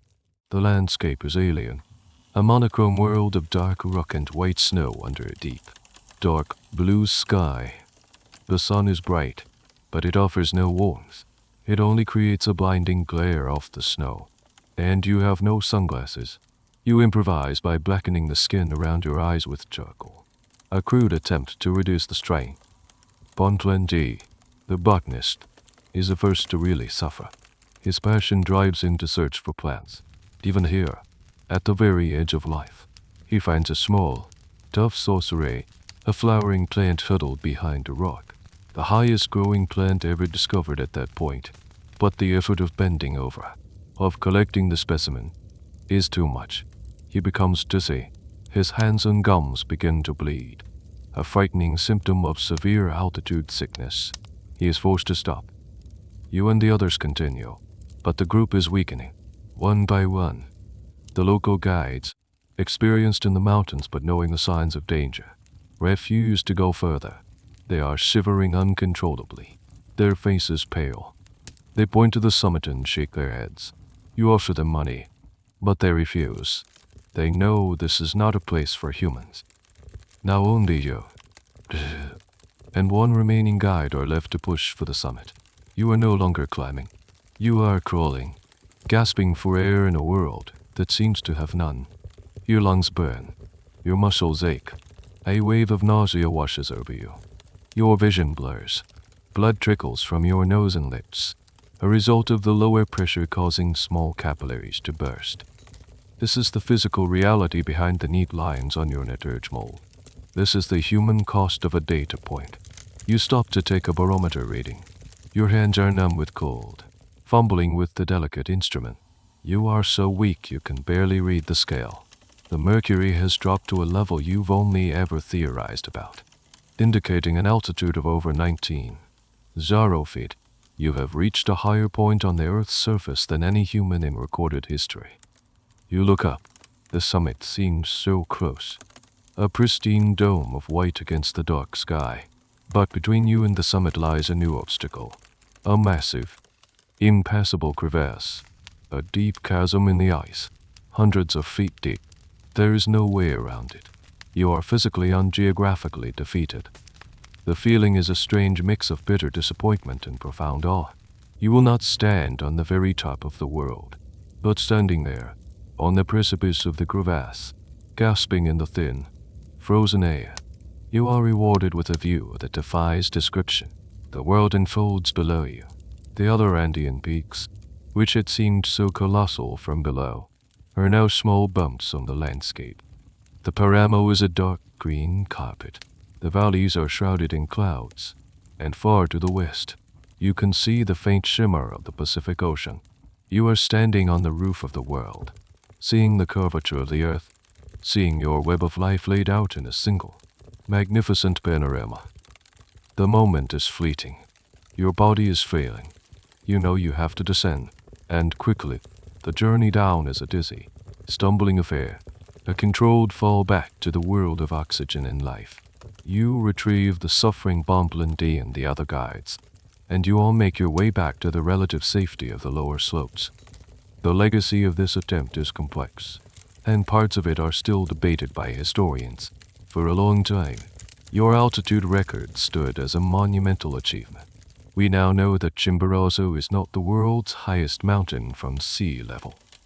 That's Everest, but due to the Earth's equatorial bulge, its summit is the furthest point from the Earth's center. In a way, you were right. We also know that Inca priests had likely reached similar, or even higher, altitudes on other Andean peaks for ritual purposes, a fact unknown to you in the European world. The debate over whether you were truly the first is a modern one. But for you, in that moment, it was about pushing the known limits of human endurance for science. You hadn't reached the summit, but you had reached the edge of the possible, and you had brought back the data to prove it. You had inscribed the human body itself onto your chart of nature. You stumble back into your temporary base camp, a small hut in an indigenous village, utterly spent from the Chimborazo ascent. Your body aches, your head pounds, and the memory of the thin, blood-tasting air is still fresh. The sun sets, casting long shadows across the valley. For most people, this would be a time for collapse, for deep, exhausted sleep. But for you, the second part of the workday is just beginning. The floor of your small room is a chaotic landscape of scientific debris. The tin vasulum from today's climb lies open, its contents spilling out onto an oilcloth. It's a treasure trove of high-altitude botany, containing the tough grasses, the hardy flowering plants like the one Bonton D nearly collapsed collecting, and the lichens you scraped from the rocks at the very edge of the snow line. These specimens are fragile and fleeting. If you do not preserve them tonight, they will wilt and decay by morning, their scientific value lost forever. This is the slow, painstaking, and often tedious routine that underpins all of your glamorous discoveries. It's a world away from the high drama of climbing a volcano. You light a candle, its small flame casting a warm, flickering light on the scene. You and Bomplin work side by side in a practiced, almost silent rhythm. First, you sort the specimens. Each plant is handled with care. You gently clean off any excess dirt. You straighten its leaves and petals, trying to arrange it on the paper in a way that best displays its key identifying features. The shape of the leaf, the structure of the flower. This is not just a practical matter. It's an aesthetic one. You are preparing this plant for its scientific immortality, and it must look its best. Next comes the press. You lay the arranged specimen on a sheet of thick, absorbent paper. On top of that, you place another sheet, then another plant, another sheet, and so on, building up a stack, a lasagna of botany. When the stack is complete, you place it between two sturdy wooden boards and apply pressure, tightening the straps or piling heavy rocks on top. The goal is to squeeze out every drop of moisture as quickly as possible, mummifying the plant before it can rot. The paper will need to be changed daily for the next week or more, a continuous, demanding cycle. While Bomplin D, the master botanist, supervises the pressing, you turn to your other great task, the journal. You pull your notebook onto your lap. Your knees are sore from the climb. Your back aches. But you write. You write with a furious, focused energy. You don't just describe the day's events. You pour data onto the page. You start with the numbers, the sequence of barometric and thermometric readings from the ascent, the exact altitudes where you encountered specific geological formations, the compass bearings of your route. Then, you move on to the sketches. You are a gifted artist, and your drawings are marvels of precision and clarity. You sketch the jagged profile of a rock outcrop. You draw the delicate structure of a high-altitude lichen, its fractal patterns captured in fine pencil lines. You turn a page and begin to sketch the plant specimens before they are hidden away in the press. You draw the whole plant, and then you zoom in, creating detailed illustrations of its flower, its seed, its leaf venation. Beside the drawings, you write notes in a tiny, cramped script, a mix of German, French, and Latin.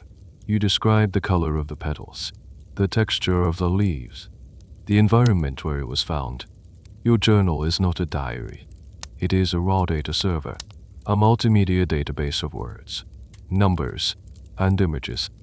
This nightly ritual reveals a slightly quirky aspect of your scientific practice, your obsession with supplies. You are constantly worried about running out of paper. You have crates of it, but your rate of consumption is prodigious. You develop a system for conserving it, writing in tiny script, filling every square inch of the page, even writing in the margins and sometimes crossways over other text. To a modern eye, your notebooks look chaotic, almost unreadable. But to you, every mark is a precious piece of information. The physical toll of this nightly work is immense. Your fingers are stained with ink and plant juices. Your eyes burn from staring at the page in the dim, flickering candle. Your knees and back, which screamed in protest on the mountain, are now locked into a stiff, uncomfortable posture for hours. The intellectual purpose of this nightly grind is a topic historians find fascinating. Why this level of detail? Why sketch a plant that you have also preserved? The answer lies in your understanding of information. You knew that the pressed plant, the specimen itself, was only one form of data. It captured the plant's physical structure, but it lost its color, its context, its vitality. Your detailed, color-coded notes and sketches captured what the pressing process destroyed. You are creating a redundant, multi-layered record. If the specimen was lost or damaged on the long journey back to Europe, the drawing and description would remain. It was a brilliant, belt and suspenders approach to data preservation in an age of immense risk. As you finally finish for the night, long after everyone else is asleep, you look over the day's work. The pages are filled with the story of the mountain. The stack of pressed plants is a silent testament to the life that endures in the harshest of conditions. Your body is exhausted, but your mind is buzzing with connections. The sore knees, the aching back, the strained eyes. This is the physical price of knowledge, and it's a price you are willing to pay, night after night.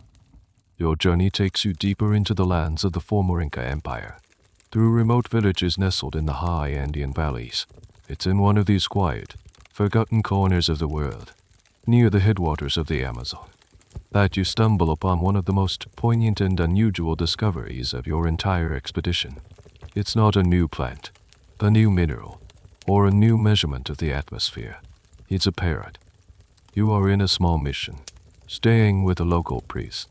The community here is composed of indigenous people who have been largely assimilated, their ancestral languages and customs fading away, replaced by Spanish and Christianity.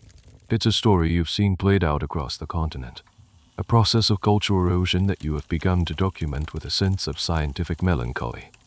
One evening, you are sitting in the courtyard when you hear it. The sound is coming from a large, green parrot perched in a cage. It's not the usual squawking or mimicry of a typical parrot. It's speaking. It's articulating words, phrases, in a language you don't recognize. It's not Spanish, and it's not Quechua, the main indigenous language of the region. The sounds are guttural, complex, utterly alien. You are immediately intrigued. You ask the priest about the bird. The story he tells you is astonishing. The parrot belongs to the family he is staying with. They had purchased it a few years ago from a neighboring tribe.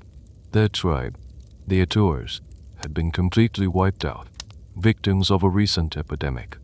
The last of them had perished just a few years prior.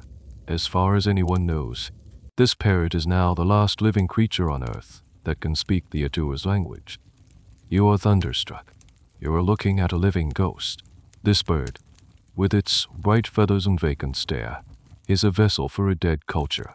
It is a biological artifact carrying a linguistic treasure. The words it speaks have no one left to understand them.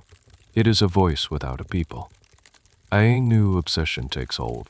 You must document this. For the next several days, you dedicate yourself to the parrot. You sit beside its cage for hours. Your notebook open, a pencil in your hand. You listen. The parrot chatters away, repeating the words and phrases it learned from its former masters. It's a random, jumbled assortment of vocabulary. It might be asking for food, calling a name, or uttering a simple exclamation. To the bird, they are just sounds. To you, they are priceless data. The process is incredibly difficult. You are trying to transcribe a language you have never heard, with a phonetic structure that is completely unfamiliar. You listen intently, trying to break down the sounds and represent them using the Latin alphabet. You write donkey, TCH, GN, trying to capture the clicks and guttural stops. The parrot is not a patient teacher. It speaks when it wants. It falls silent when it wants. You offer it pieces of fruit, trying to encourage it to talk. You repeat the sounds back to it, hoping it will confirm them. You manage to create a vocabulary list of about 40 words. It's a fragmented, very contextualized list. You have the words, but you don't know what most of them mean. You can guess at some. Perhaps the words for water, food, or sun, but it's pure speculation. You have preserved the sound of a language, but not its soul. This episode is a perfect example of your uniquely broad definition of science. Another naturalist might have noted the parrot as a curiosity and moved on. But for you, language, culture, and history were all part of the great cosmos you were trying to understand. You saw the extinction of a language as a loss of knowledge, just as tragic as the extinction of a species. Both were a permanent erasure of a unique part of the world's diversity. The historical accuracy of this talking parrot story has been a subject of some gentle debate. Did you really find the absolute last speaker of a dead language in a parrot? It sounds almost perfect, like a fable. Some historians suggest that while you certainly did document the vocabularies of many endangered languages from human speakers, the story of the parrot might have been embellished for dramatic effect in your later writings. It was a powerful, unforgettable anecdote that perfectly illustrated the cultural devastation you were witnessing. The core activity. Your pioneering work in documenting endangered indigenous languages is undisputed. Whether your key informant was feathered or not is a charmingly quirky historical question mark. As you prepare to leave the village, you look at the parrot one last time. It squawks a few words of the lost Atours language, sounds full of meaning that will now never be known. You have your list of 40 words, a phonetic ghost in your notebook. It feels like a deeply inadequate memorial. Yet it is more than anyone else had done. You came to South America to map the living world, but you found yourself also becoming an archivist of the dead. The experience leaves a lasting impression on you, reinforcing your belief that the story of nature and the story of humanity are not separate, but are in fact volumes of the same book. You have crossed the Andes, a monumental feat that has taken the better part of a year. The memory of the thin, icy air of Chimborazo is still with you, but now you are descending, leaving the high, cold world behind. You are heading towards the Pacific coast, towards the legendary land of the Incas and the colonial capital of Lima. As you get closer to the coast, you notice a strange and unexpected change in the environment. The landscape, which you expect to be a lush, tropical jungle, is instead a desert. A long, narrow strip of bone-dry sand and rock runs along the coast of Peru. It is one of the driest places on Earth. Yet, The air is not clear and hot like in the llanos. It is cool, gray, and down. A thick, persistent fog, called the caraway, hangs over the land, often for days on end, blocking the sun but providing almost no rain. It's a paradox. A cool, damp desert? It doesn't make sense. The coast of Peru is at a tropical latitude. It should be hot and rainy. This puzzle captivates you. What natural force could create such a strange and anomalous climate? As always, you turn to your instruments for answers. You stand on the shore near Calo, the port of Lima, and you begin to measure. You take the temperature of the air. It's surprisingly chilly. Then, you do what you did in the Atlantic all those years ago. You take the temperature of the ocean. You wade into the surf. The water shockingly cold on your skin. You dip your thermometer into the waves and wait for the mercury to settle. The reading confirms your suspicion. The water is far, far colder than it should be for a tropical sea. It's degrees colder than the water at the same latitude on the other side of the continent, in the Atlantic. This is the key. The solution to the puzzle clicks into place in your mind with the satisfying clarity of a solved equation. It must be a current, a massive, deep, cold current flowing up from the Antarctic, hugging the coast of South America and bringing the frigid waters of the Southern Ocean all the way to the equator. This cold water is the engine of the entire coastal ecosystem.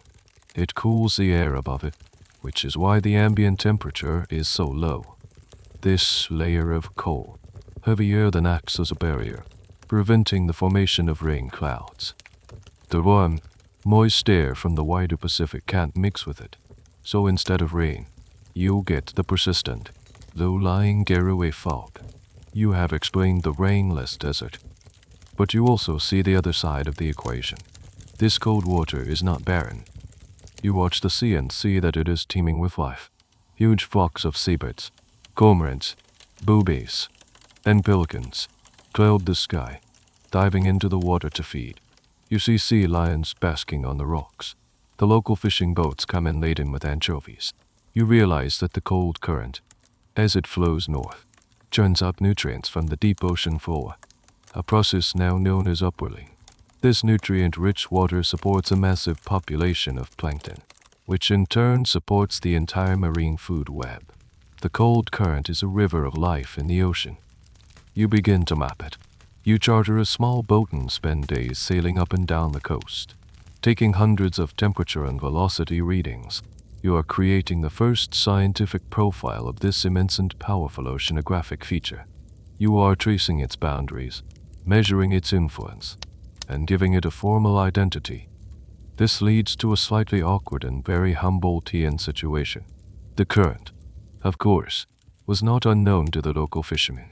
They had known for centuries that the water was cold and that it flowed north. They had their own names for it, but you were the first to measure it systematically, to understand it as a coherent scientific phenomenon, and to explain its profound climatic and biological consequences. Because of your comprehensive work, the scientific world would eventually name this great ocean river after you. It would become the Humboldt Current. It's a strange quirk of history. You are a man from a landlocked country, Prussia, yet one of your most famous legacies is attached to a feature of the Pacific Ocean. Historians still debate the fairness of this naming convention. Was it an act of colonial science, overwriting local knowledge with a European name? Or was it a fitting tribute to the man who transformed a local phenomenon into a global scientific concept? Most agree that while you didn't discover the current in the sense of finding something no human had seen before, you discovered its meaning. You were the one who saw it as a key driver of a planetary system, linking ocean, atmosphere, and life in one elegant theory. Your work on the current is a perfect encapsulation of your scientific method. You started with a puzzle, the coastal desert. You collected meticulous, quantitative data. You formulated a hypothesis based on that data, and you explained a complex system by revealing the simple, underlying physical principle. Standing on the shores of Lima, with the cool, gray fog on your face and the shockingly cold water at your feet, you are not just seeing a local weather pattern. You are seeing another powerful, invisible thread in the global web of life, a force that shapes continents and creates entire ecosystems. You have, once again, connected the dots on a planetary scale. You arrive in Lima, the city of kings, and it feels like stepping into another world. After years spent in remote villages, dense jungles, and on desolate mountain slopes, the Peruvian capital is a dazzling, almost disorienting hub of colonial power and sophistication. This is not a world of mules and dugout canoes. It's a world of horse-drawn carriages, ornate balconies, grand plazas, and lavishly dressed aristocrats. Your reputation has preceded you. The stories of your journey, your ascent of Chimborazo, your mapping of the Orinoco, have traveled faster than you have. You are no longer a rugged, anonymous explorer smelling of turtle egg oil. You are a scientific celebrity. The famous Baron de Humboldt, the Viceroy of Peru, welcomes you. The city's elite, the wealthy Spanish officials and Creole landowners, shower you with invitations to dinners, balls, and salons. Suddenly, your daily routine of grueling fieldwork is replaced by a routine of social obligations. You must trade your worn, practical clothes for formal wear. You must engage in witty conversation, navigate complex social etiquette, and flatter powerful people. It is, in its own way, as exhausting as climbing a mountain. You find the high society of Lima to be a strange and fascinating spectacle. The women are famous for their fashion, particularly the Say mantu, a unique outfit consisting of a tight-fitting skirt and a heavy veil or shawl that covers their hair and face, leaving only a single eye visible. It's a costume that allows them to move through the city with a degree of anonymity and freedom that is unusual for women in a patriarchal society. You, the obsessive observer, are fascinated by this custom, sketching the mysterious, one-eyed figures in your journal and writing detailed notes on the social dynamics it creates. It's a piece of urban ethnography amidst your natural science. But you are not here just to socialize. Even in this polished, urban environment, your scientific mind is always working. You turn your observational skills from nature to society. You visit the archives, studying colonial records of population, trade, and agriculture. You analyze the city's economy, its social structure, its political tensions. You are conducting a sociological and economic survey with the same rigor you applied to the geology of the Andes. Your presence in the city is not without controversy. You are a foreigner, a Prussian, and you have been given unprecedented access to the Spanish colonies. While the Viceroy is your host, other officials are suspicious of you. What is this brilliant, inquisitive man really doing here? Is he a spy? Is he gathering intelligence for a rival European power? Here every question about port defenses or silver production is noted. You have to be a diplomat as well as a scientist, constantly reassuring your hosts of your purely scientific intentions, even as your notebooks fill with data that has clear strategic and economic value. This period of your journey highlights a debate that has long followed you through history. Were you a pure scientist, driven only by the disinterested pursuit of knowledge? Or were your scientific endeavors inextricably linked with the political and economic realities of your time? Some scholars argue you were a brilliant opportunist, using the guise of science to conduct a massive intelligence-gathering operation, the results of which you would later publish to great acclaim. Others maintain that your primary goal was always knowledge, but you were pragmatic enough to understand that this knowledge had political implications, which you were not afraid to use to advance your own scientific and humanitarian agendas. The truth, as with most things about you, is likely a complex mixture of both. The city also provides a stark, and often disturbing, contrast to the untamed wilderness you've grown accustomed to. You see the immense wealth of the colonial elite, built on the silver extracted from the mountains and the labor of indigenous and enslaved peoples. You see the rigid social hierarchy, the deep-seated racial prejudices, and the casual cruelties of the colonial system. It's a different kind of web of life, a human ecosystem built on power and exploitation. One of your quirky scientific side projects in Lima involves the city's frequent earthquakes. Lima is in a highly active seismic zone, and tremors are a common occurrence. For you, an earthquake is not just a terrifying event, it's a data point. You become an amateur seismologist. When a tremor hits, while others are running for safety, you are grabbing your chronometer to time its duration and noting the direction of the shockwaves. You interview old residents, collecting historical accounts of past earthquakes, trying to find patterns. You are attempting to apply your systematic, observational method to one of the most chaotic and unpredictable forces in nature. After several months in the city, you feel a familiar restlessness. The salons and soirees have lost their novelty. The political maneuvering is tiresome.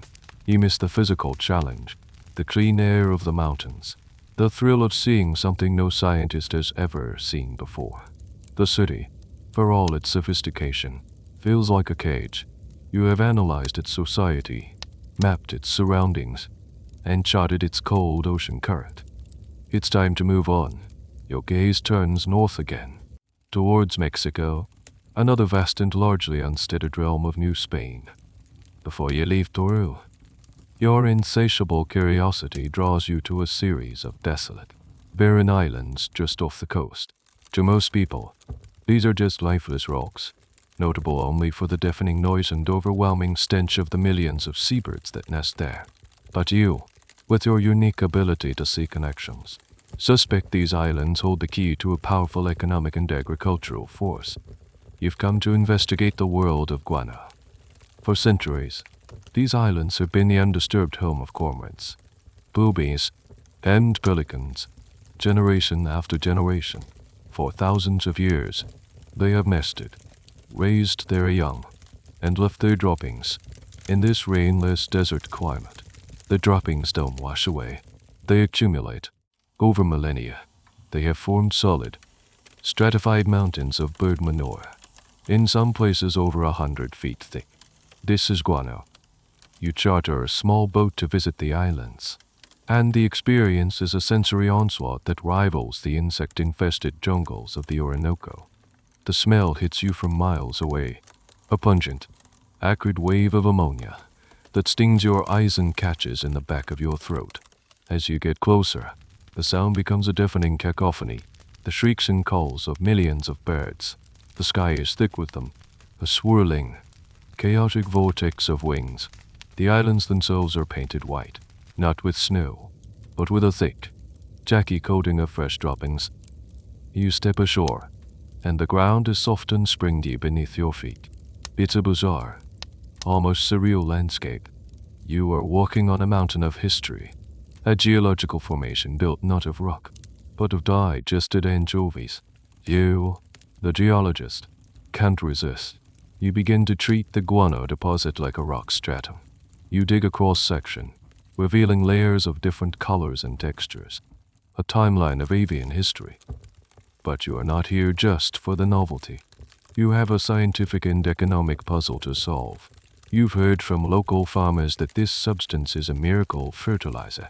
A small amount of guano, dug from the islands and applied to a field, can dramatically increase crop yields. You take samples of the dry, crumbly substance, packing it into airtight jars.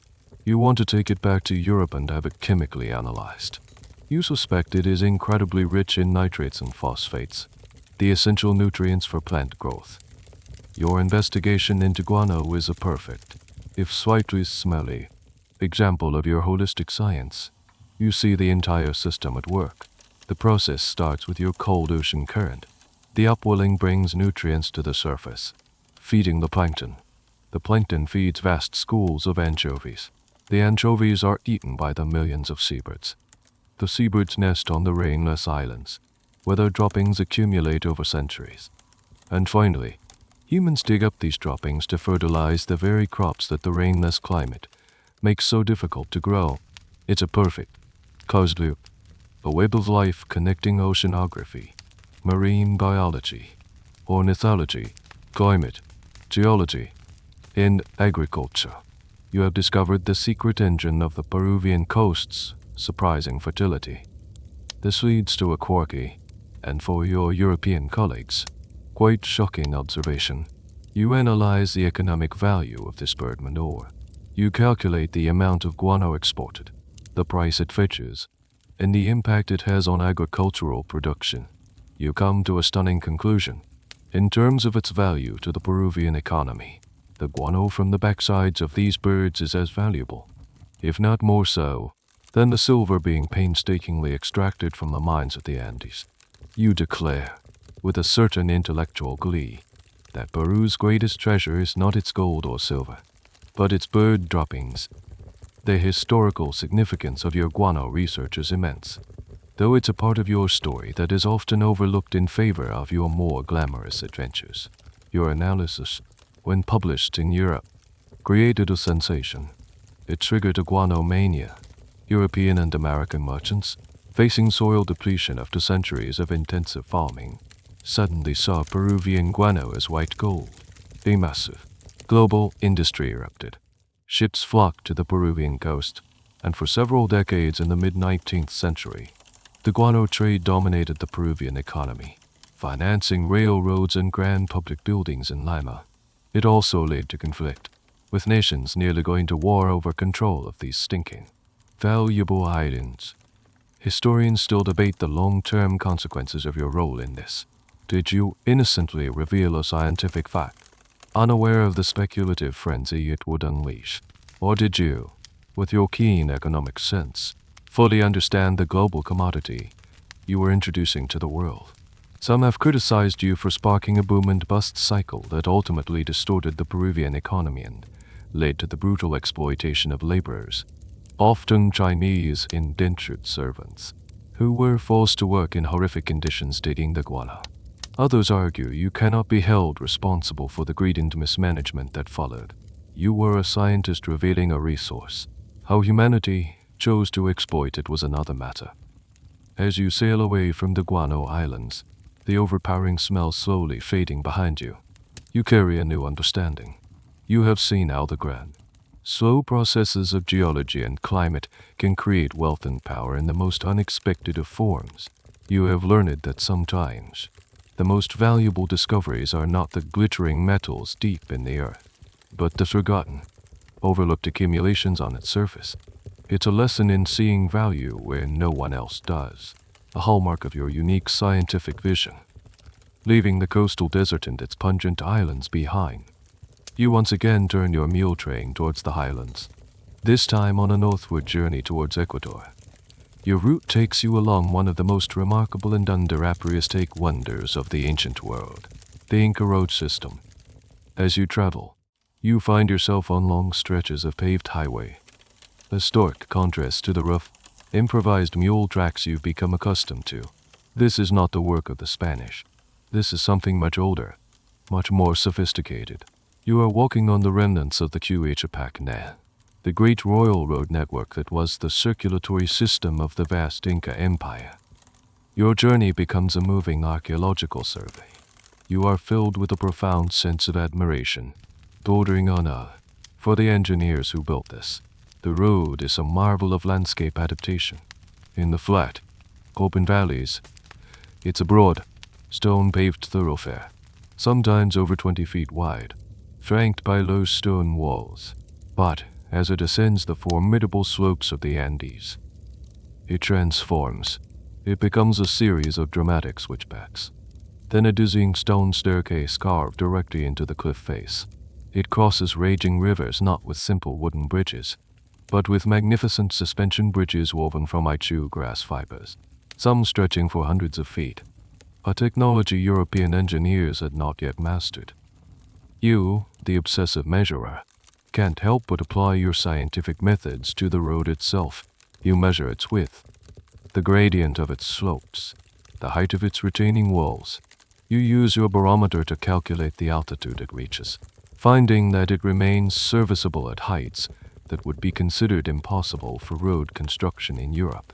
You sketch its features in your notebook, the clever drainage channels that have prevented erosion for centuries, the small stone relay stations, or tamboes, placed at regular intervals to house messengers and state officials. You realize you are looking at a system designed for a world without wheels or horses. The Inca had no draft animals larger than the llama.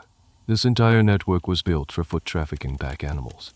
The staircases that are so difficult for your mules were perfectly suited for swift-footed runners.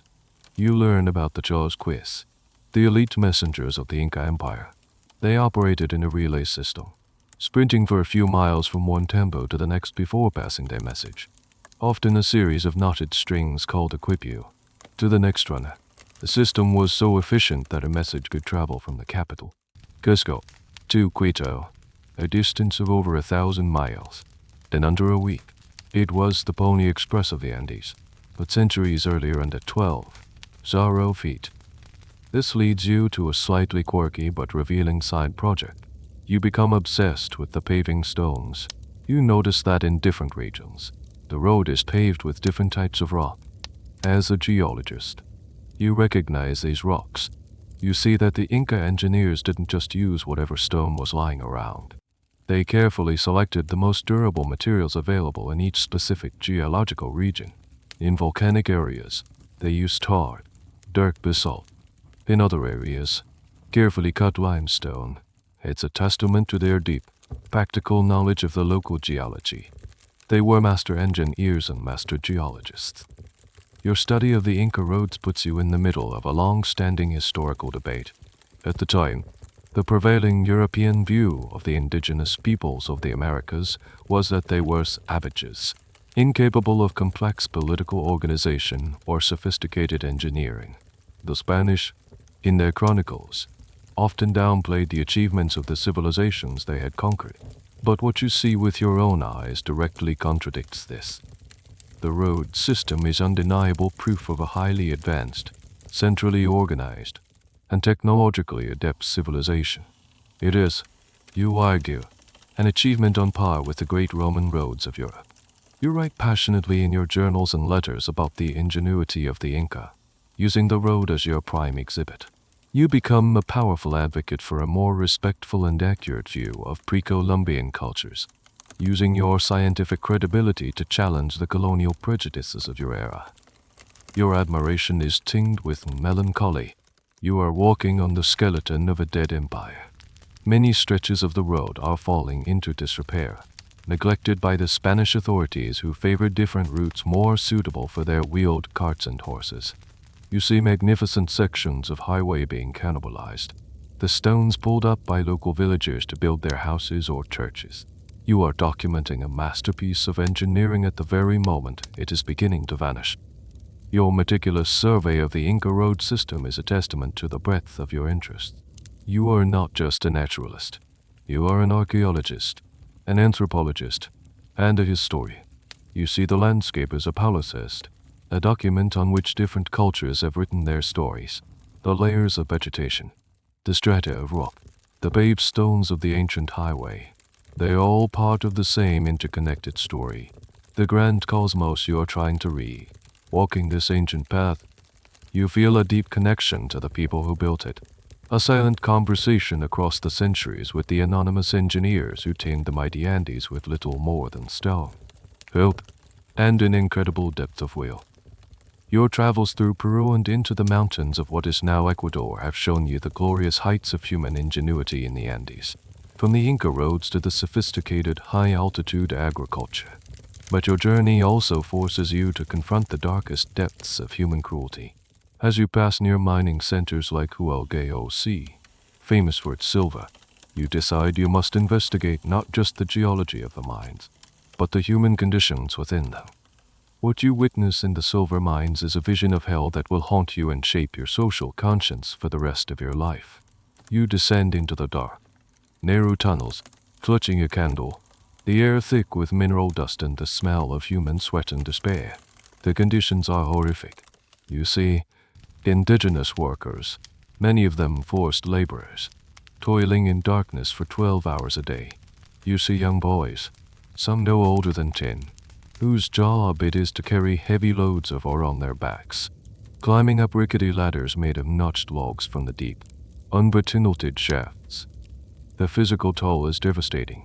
The workers are constantly breathing in toxic dust, not just from the rock but from the mercury used to amalgamate the silver. You see men with persistent, racking coughs, their lungs slowly turning to stone from silicosis. You see the tremors and nerve damage characteristic of mercury poisoning.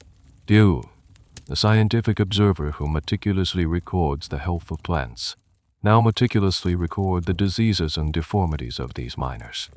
You note their short life expectancy, the way their bodies are broken by the relentless labor. You are not just a passive observer. You are a scientist. You take air samples in the mines, noting the poor ventilation. You analyze the ore, understanding the chemical dangers involved in its extraction. But your reaction is not one of detached scientific interest. It is one of profound moral outrage. This experience ignites a fire within you.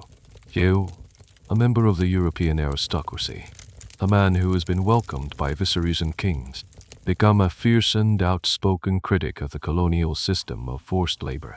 You see it not just as a social injustice, but as a grotesque perversion of the natural order. In your view of the world, all things are connected and should exist in a kind of harmony.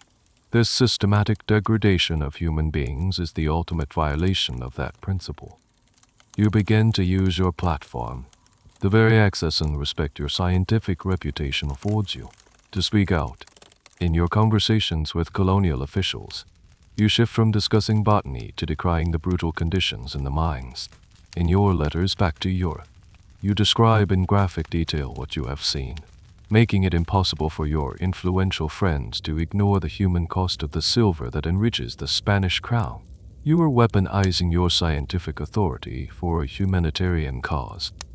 This brings you into the heart of one of the great moral and economic debates of the age, the institution of slavery and forced labor. Your views on this subject have been evolving throughout your journey. You have seen the slave markets in Cremona, and now you have seen the forced labor in the mines. Your opposition crystallizes from a philosophical stance into a passionate, evidence-based conviction. You become one of the world's most prominent abolitionists. A quirky, but telling, detail of your time near the mines involves your geological hammer.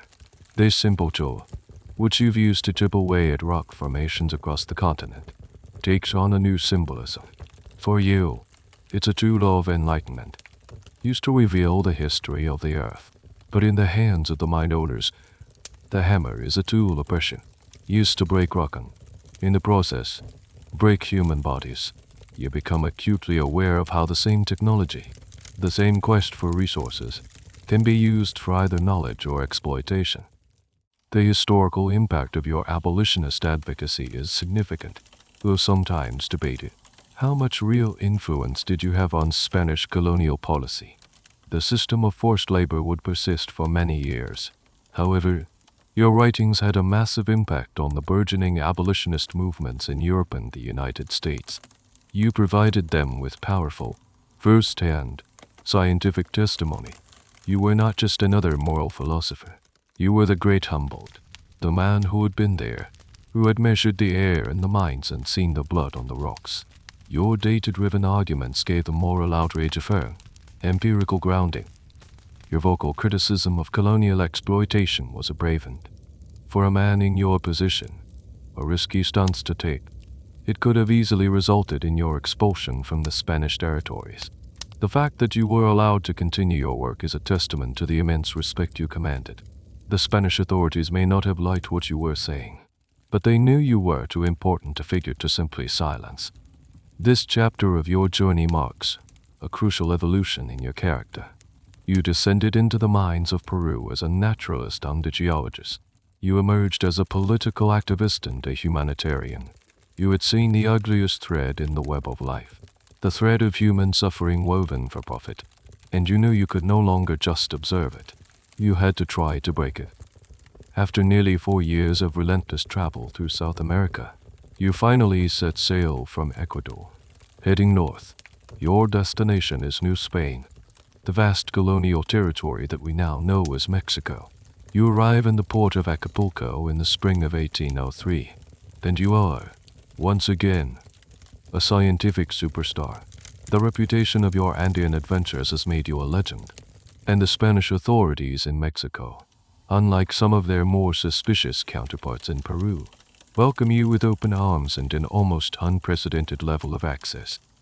You are about to embark on what will become the capstone project of your American expedition, a comprehensive scientific and political survey of an entire country.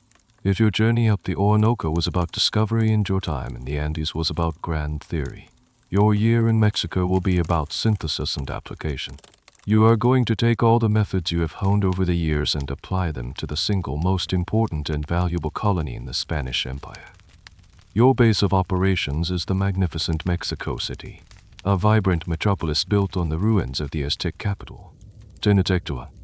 You are captivated by its history, its culture, and its stunning geographical setting in a high-altitude valley surrounded by volcanoes. But you are not here as a tourist. You immediately set up a new base camp for your scientific work and begin a period of intense, systematic investigation that will last for a full year.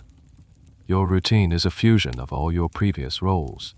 You are a geographer, crisscrossing the Central Highlands to map the terrain, measure altitudes with your barometer, and study the unique volcanic belt that spans the country.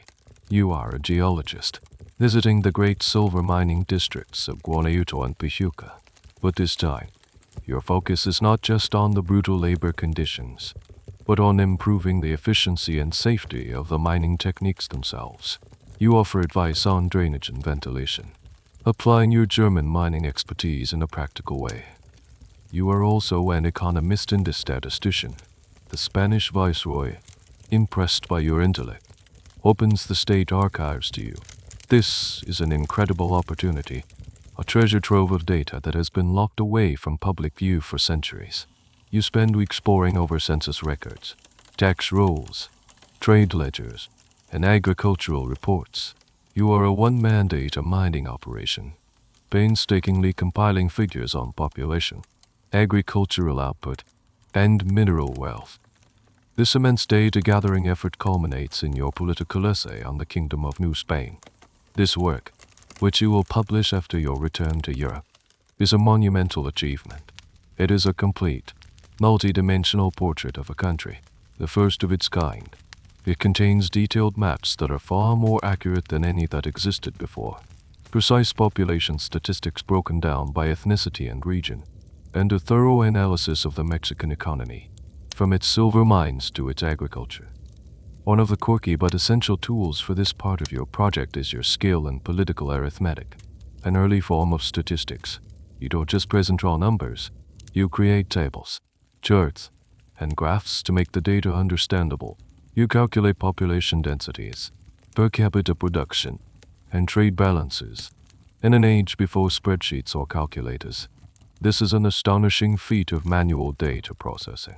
You are pioneering the use of quantitative analysis in the study of a nation's political and economic life. The political essay becomes a massive international bestseller, translated into multiple languages, but its legacy is complex and still debated by historians.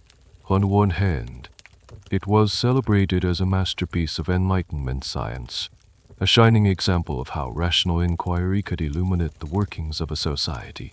It provided the world with its first clear, detailed picture of Mexico. On the other hand, your essay was also a political bombshell. By meticulously documenting the immense wealth and resources of Mexico, you inadvertently provided a blueprint for other imperial powers who might covet it. More importantly, you also provided a foundational text for the Mexican independence movement. Your essay gave the Creole elites of Mexico a clear sense of their own nation's identity, with, and potential, separate from Spain. You laid bare the inequalities of the colonial system and, without explicitly calling for revolution, you made the case for Mexican self-governance seem not just desirable, but logical and inevitable. Were you a neutral scientist or a subtle revolutionary? You always maintained the former. But history shows your work was a catalyst for the latter. Your year in Mexico is not just about economics and geography. You are also deeply engaged with its human history. You study the legacy of the great civilizations that preceded the Spanish, a fascination that will lead you to the next and final chapter of your American fieldwork. As you prepare to leave the bustling capital, you look back at the immense body of work you've compiled. In 1 year, you have managed to capture the essence of a nation in your notebooks. You have mapped its land, counted its people, and calculated its wealth, creating a portrait so vivid and powerful that it would help to shape that nation's future for a century to come. Your work in Mexico City on the political essay has given you a deep appreciation for the country's present, but your restless mind is equally captivated by its past. Before the Spanish, before the Aztecs, other great civilizations rose and fell in this land, leaving behind enigmatic ruins and cultural mysteries. You cannot leave the Americas without turning your scientific gaze upon these ancient ghosts. You embark on a series of expeditions out from the capital, specifically to study the remnants of Mesoamerican antiquity. This is a significant shift. You are now fully embracing the role of an archaeologist and an art historian, applying the same principles of empirical observation and comparative analysis that you used on plants and rocks to the study of pyramids and hieroglyphs. Your journey takes you to the Great Pyramids of Teotihuacan, the city of the gods, which was already an ancient ruin by the time the Aztecs arrived in the Valley of Mexico. You walk down the Avenue of the Dead, dwarfed by the immense Pyramid of the Sun and Pyramid of the Moon. You are one of the first European scientists to attempt a serious study of the site. You don't just stare in awe. You get to work. You pull out your measuring tape and barometer. You measure the dimensions of the pyramids, their height, the angle of their slopes. You are convinced that these ancient structures are not just random piles of stone, but are built with a sophisticated understanding of mathematics and astronomy. You make precise compass readings, noting the alignment of the main avenues and buildings, hypothesizing that they are oriented to significant celestial events, like the solstice. You then travel to the ruins of Cholula, where the largest pyramid in the world by volume lies half hidden, disguised as a massive, natural hill with a Spanish church built on its summit. You study the complex layers of construction, recognizing that it was built in stages over many centuries by different cultures. You see the landscape as a storybook of successive civilizations. Your interest goes beyond architecture. You become fascinated by the intricate and, to European eyes, grotesque art and iconography of these cultures. You visit collectors and museums in Mexico City to study Aztec sculptures and codices, the pictorial manuscripts that survived the Spanish book burnings. You are particularly drawn to the famous Aztec sunstone, a massive, intricately carved basalt disc that you correctly identify not as a mere calendar, but as a complex cosmogram, a map of time and space according to Aztec beliefs.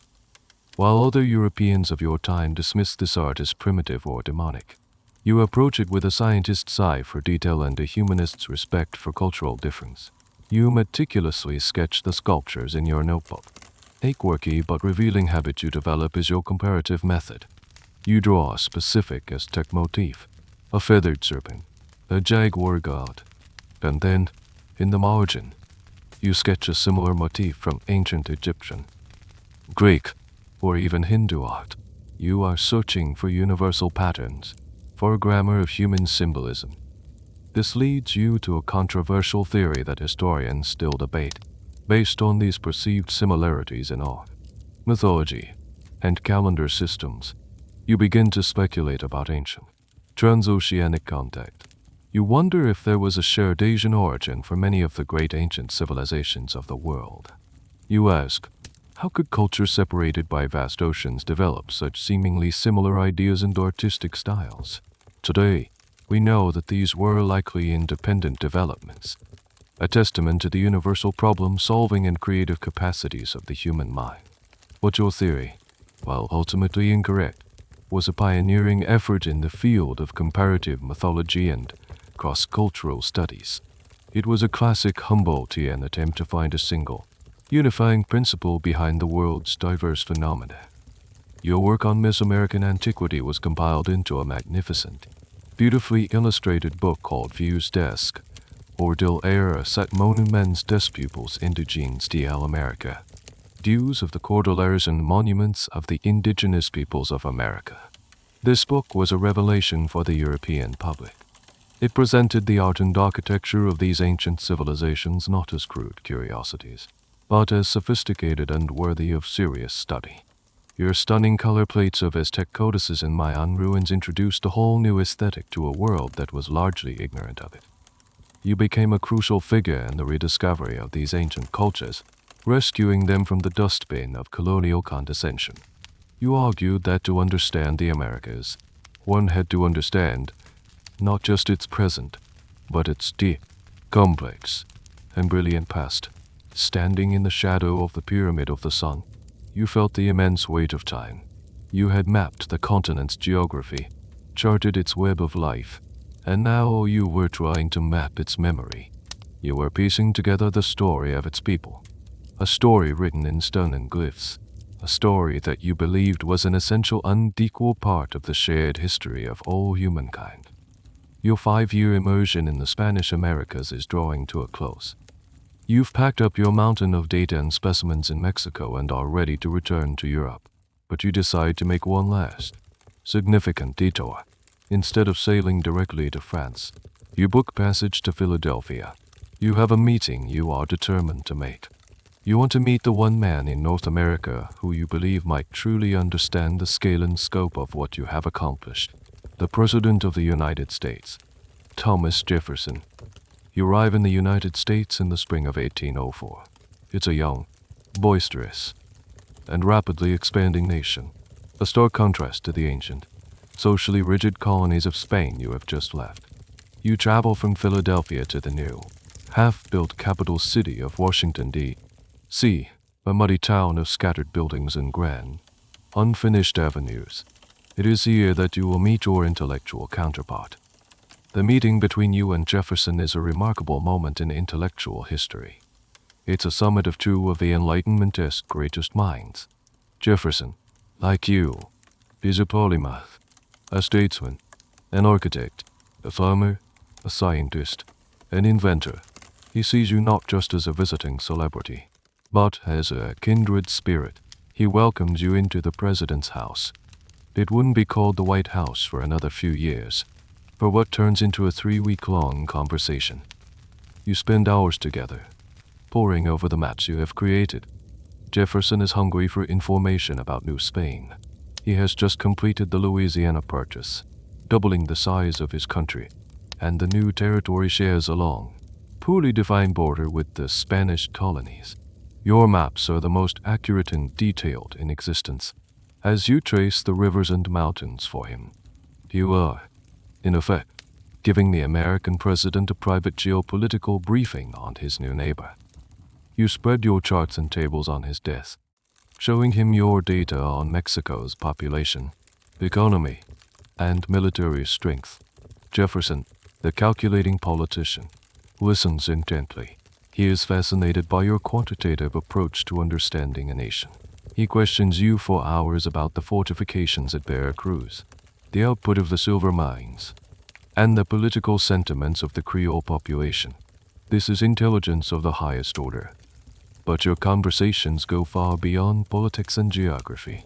You are two science nerds geeking out. You discuss botany, comparing notes on the plants of North and South America. You talk about mammoth bones. Jefferson is an avid paleontologist and has a collection of fossils at Monticello. You debate theories of climate, geology, and language. It's the kind of high-level, interdisciplinary conversation you have been starved for during your years of isolation. Descartes, and Tilling, subject of your discussions is the volcano. Jefferson is fascinated by your accounts of climbing the great volcanoes of the Andes. The United States has no active volcanoes, at least none that were known at the time, and the idea of these great fire mountains captures his imagination. You describe the geology, the vegetation zones, the sensation of standing at the crater's edge. For Jefferson, it's a window into a world of natural forces far grander than those found in his own country. The nature of your relationship with Jefferson is still a subject of historical analysis. On the surface, it was a meeting of two great minds, a pure exchange of knowledge. However, historians point out the political undercurrents. Were you being used by Jefferson for your strategic intelligence? Or were you using him, hoping to influence the policies of the rising American power with your own liberal, anti-slavery views? The answer is probably that both were true. It was a relationship of mutual admiration and mutual benefit. You find a stark and troubling contradiction at the heart of Jefferson's world. You are both men of the Enlightenment, believers in liberty and human rights. You have become a passionate abolitionist based on what you saw in South America. Yet Jefferson, the author of the Declaration of Independence, is a slave owner. His beautiful estate at Monticello, which you visit, is run by enslaved people.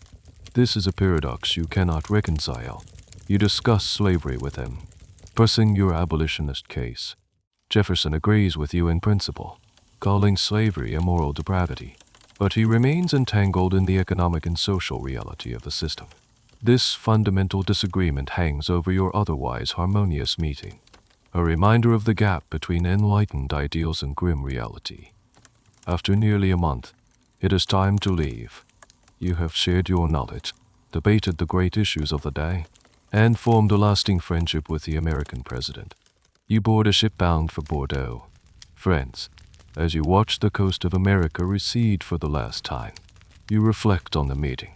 You have just briefed the leader of a young, ambitious republic that you know is destined to become a major world power. You have given him the data to understand his continent.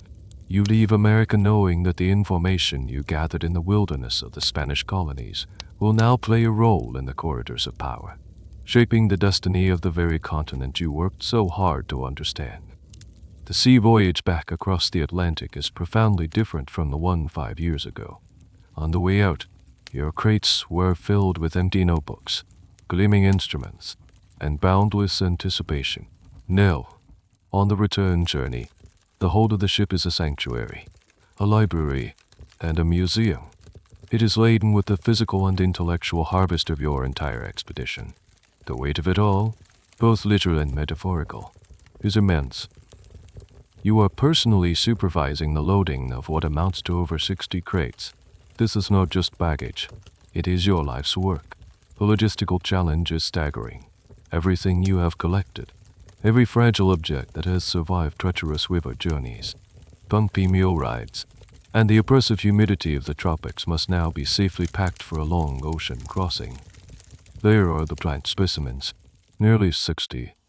Darrow of them. They represent over 6,000 different species, a huge number of which are completely new to science.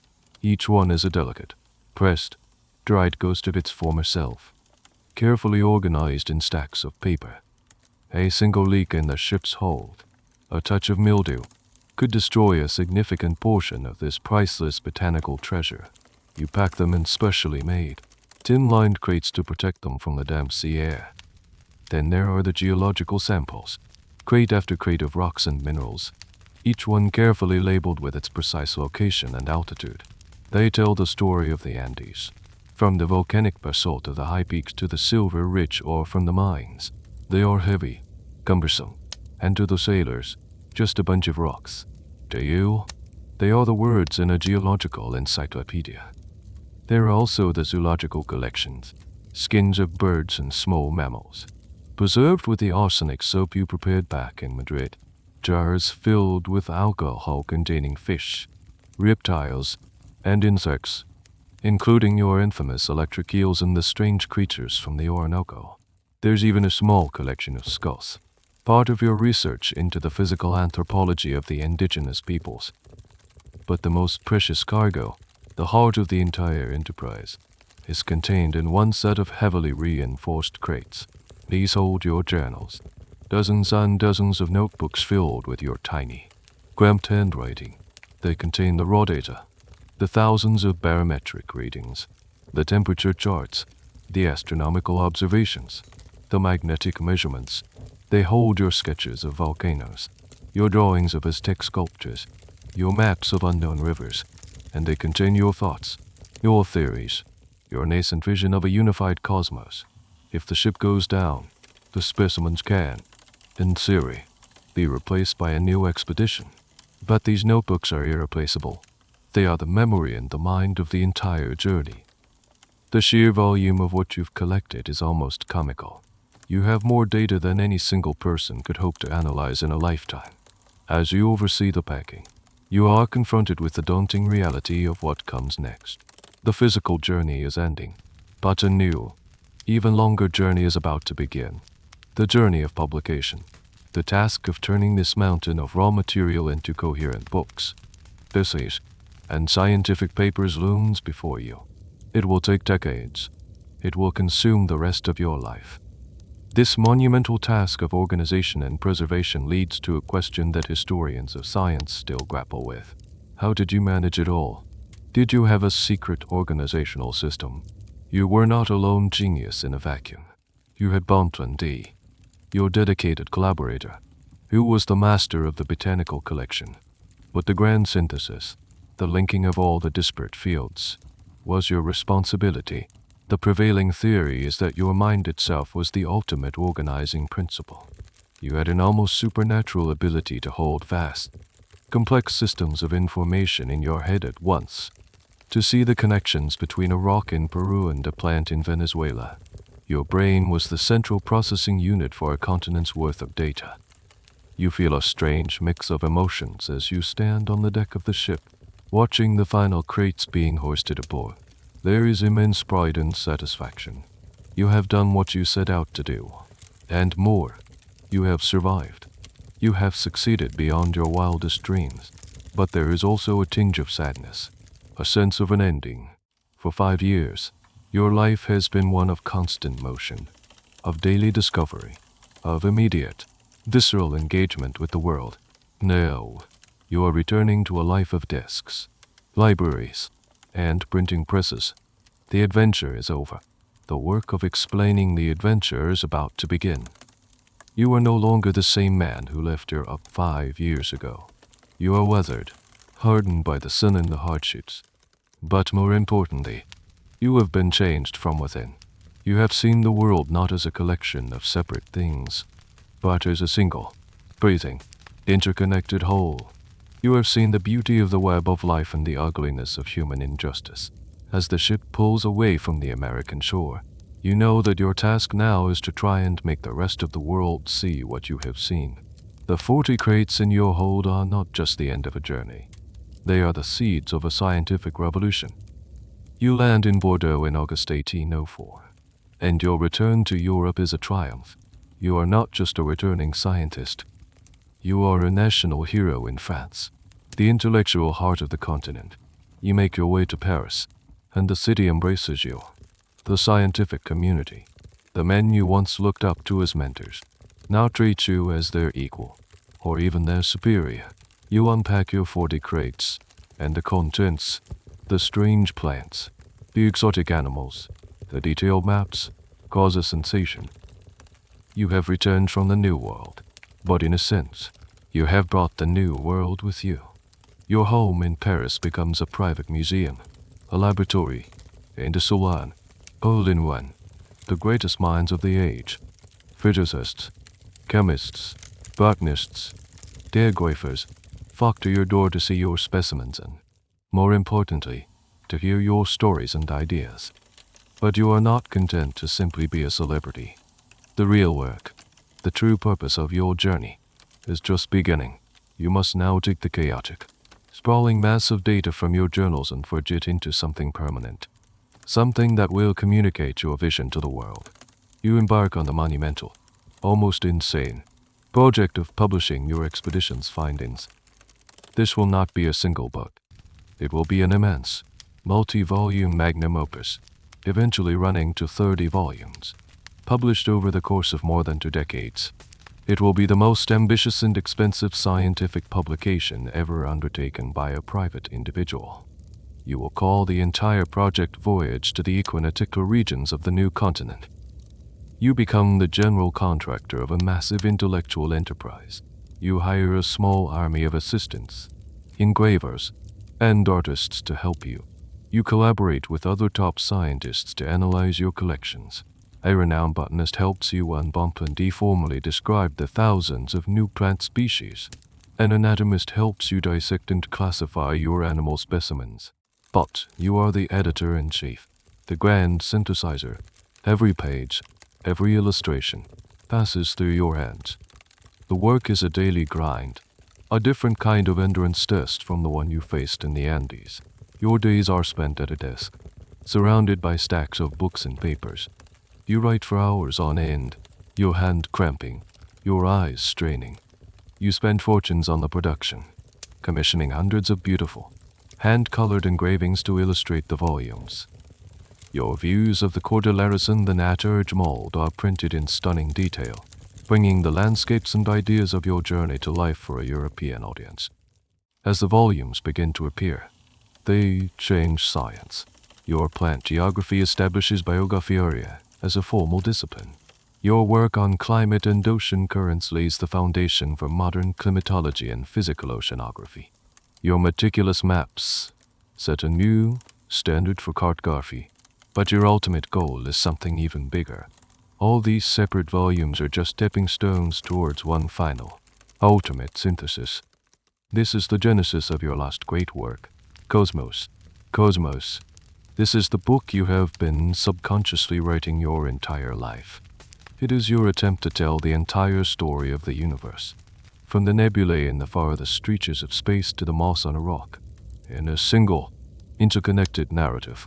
It is the ultimate expression of your web of life philosophy, an attempt to unite all of nature and all of human knowledge into one coherent worldview. You begin writing Cosmos when you are already in your 70s, a man racing against time to distill a lifetime of knowledge. The first volume is published in 1845 and becomes an instant global phenomenon, the best-selling science book of its century. It is translated into nearly every European language. For the first time, a general reader could hold the entire universe, explained in clear, beautiful prose, in nuance. The historical debate over your legacy often centers on this final phase of your life. Did you succeed in your grand project? In one sense, yes. Cosmos was a monumental achievement, the last great attempt by a single human mind to grasp and explain the totality of scientific knowledge. But in another sense, it was a glorious failure. Science was already becoming too large, too specialized, for any one person to master. The age of the polymath, of which you were the supreme example, was ending. You were a brilliant dinosaur at the twilight of your era. The very success of the scientific disciplines you helped to create made a new cosmos impossible. As you sit at your desk in Berlin, an old man surrounded by the ghosts of your adventure, you can close your eyes and still feel the thin air of Chimborazo, hear the roar of the Orinoco, and see the brilliant stars of the Andean night. You took the raw, chaotic, vibrant energy of a continent and translated it into the ordered lines of text and data that changed the world. You turned 5 years of grueling fieldwork into the foundation for a new way of seeing the planet. Your journey did not end when you stepped off the boat in France. It ended here, at this desk, with this pen, in the quiet, relentless effort to turn the cosmos in your notebooks into a cosmos for all of humanity. And now, the frantic energy of the day, the relentless climb, the scratching of the pen, all of that can begin to fade. The work is done. The data is collected. The books are written. Let the weight of it all drift away. Like dust settling in a quiet library after the doors have been locked for the night, the immense effort of a lifetime can finally give way to a well-earned and very deep rest. Feel the sharp focus of the observer's eye soften, the lens pulling back, from the tiny detail of a leaf, to the grand sweep of a mountain range, to the curve of the earth itself, seen from a great, peaceful distance. The world you were trying so hard to measure and understand is now just a beautiful, silent sphere, turning slowly in the velvet darkness. The endless connections you sought, the threads of the great web, are all humming in quiet harmony now. There is nothing left to prove, nothing left to chart.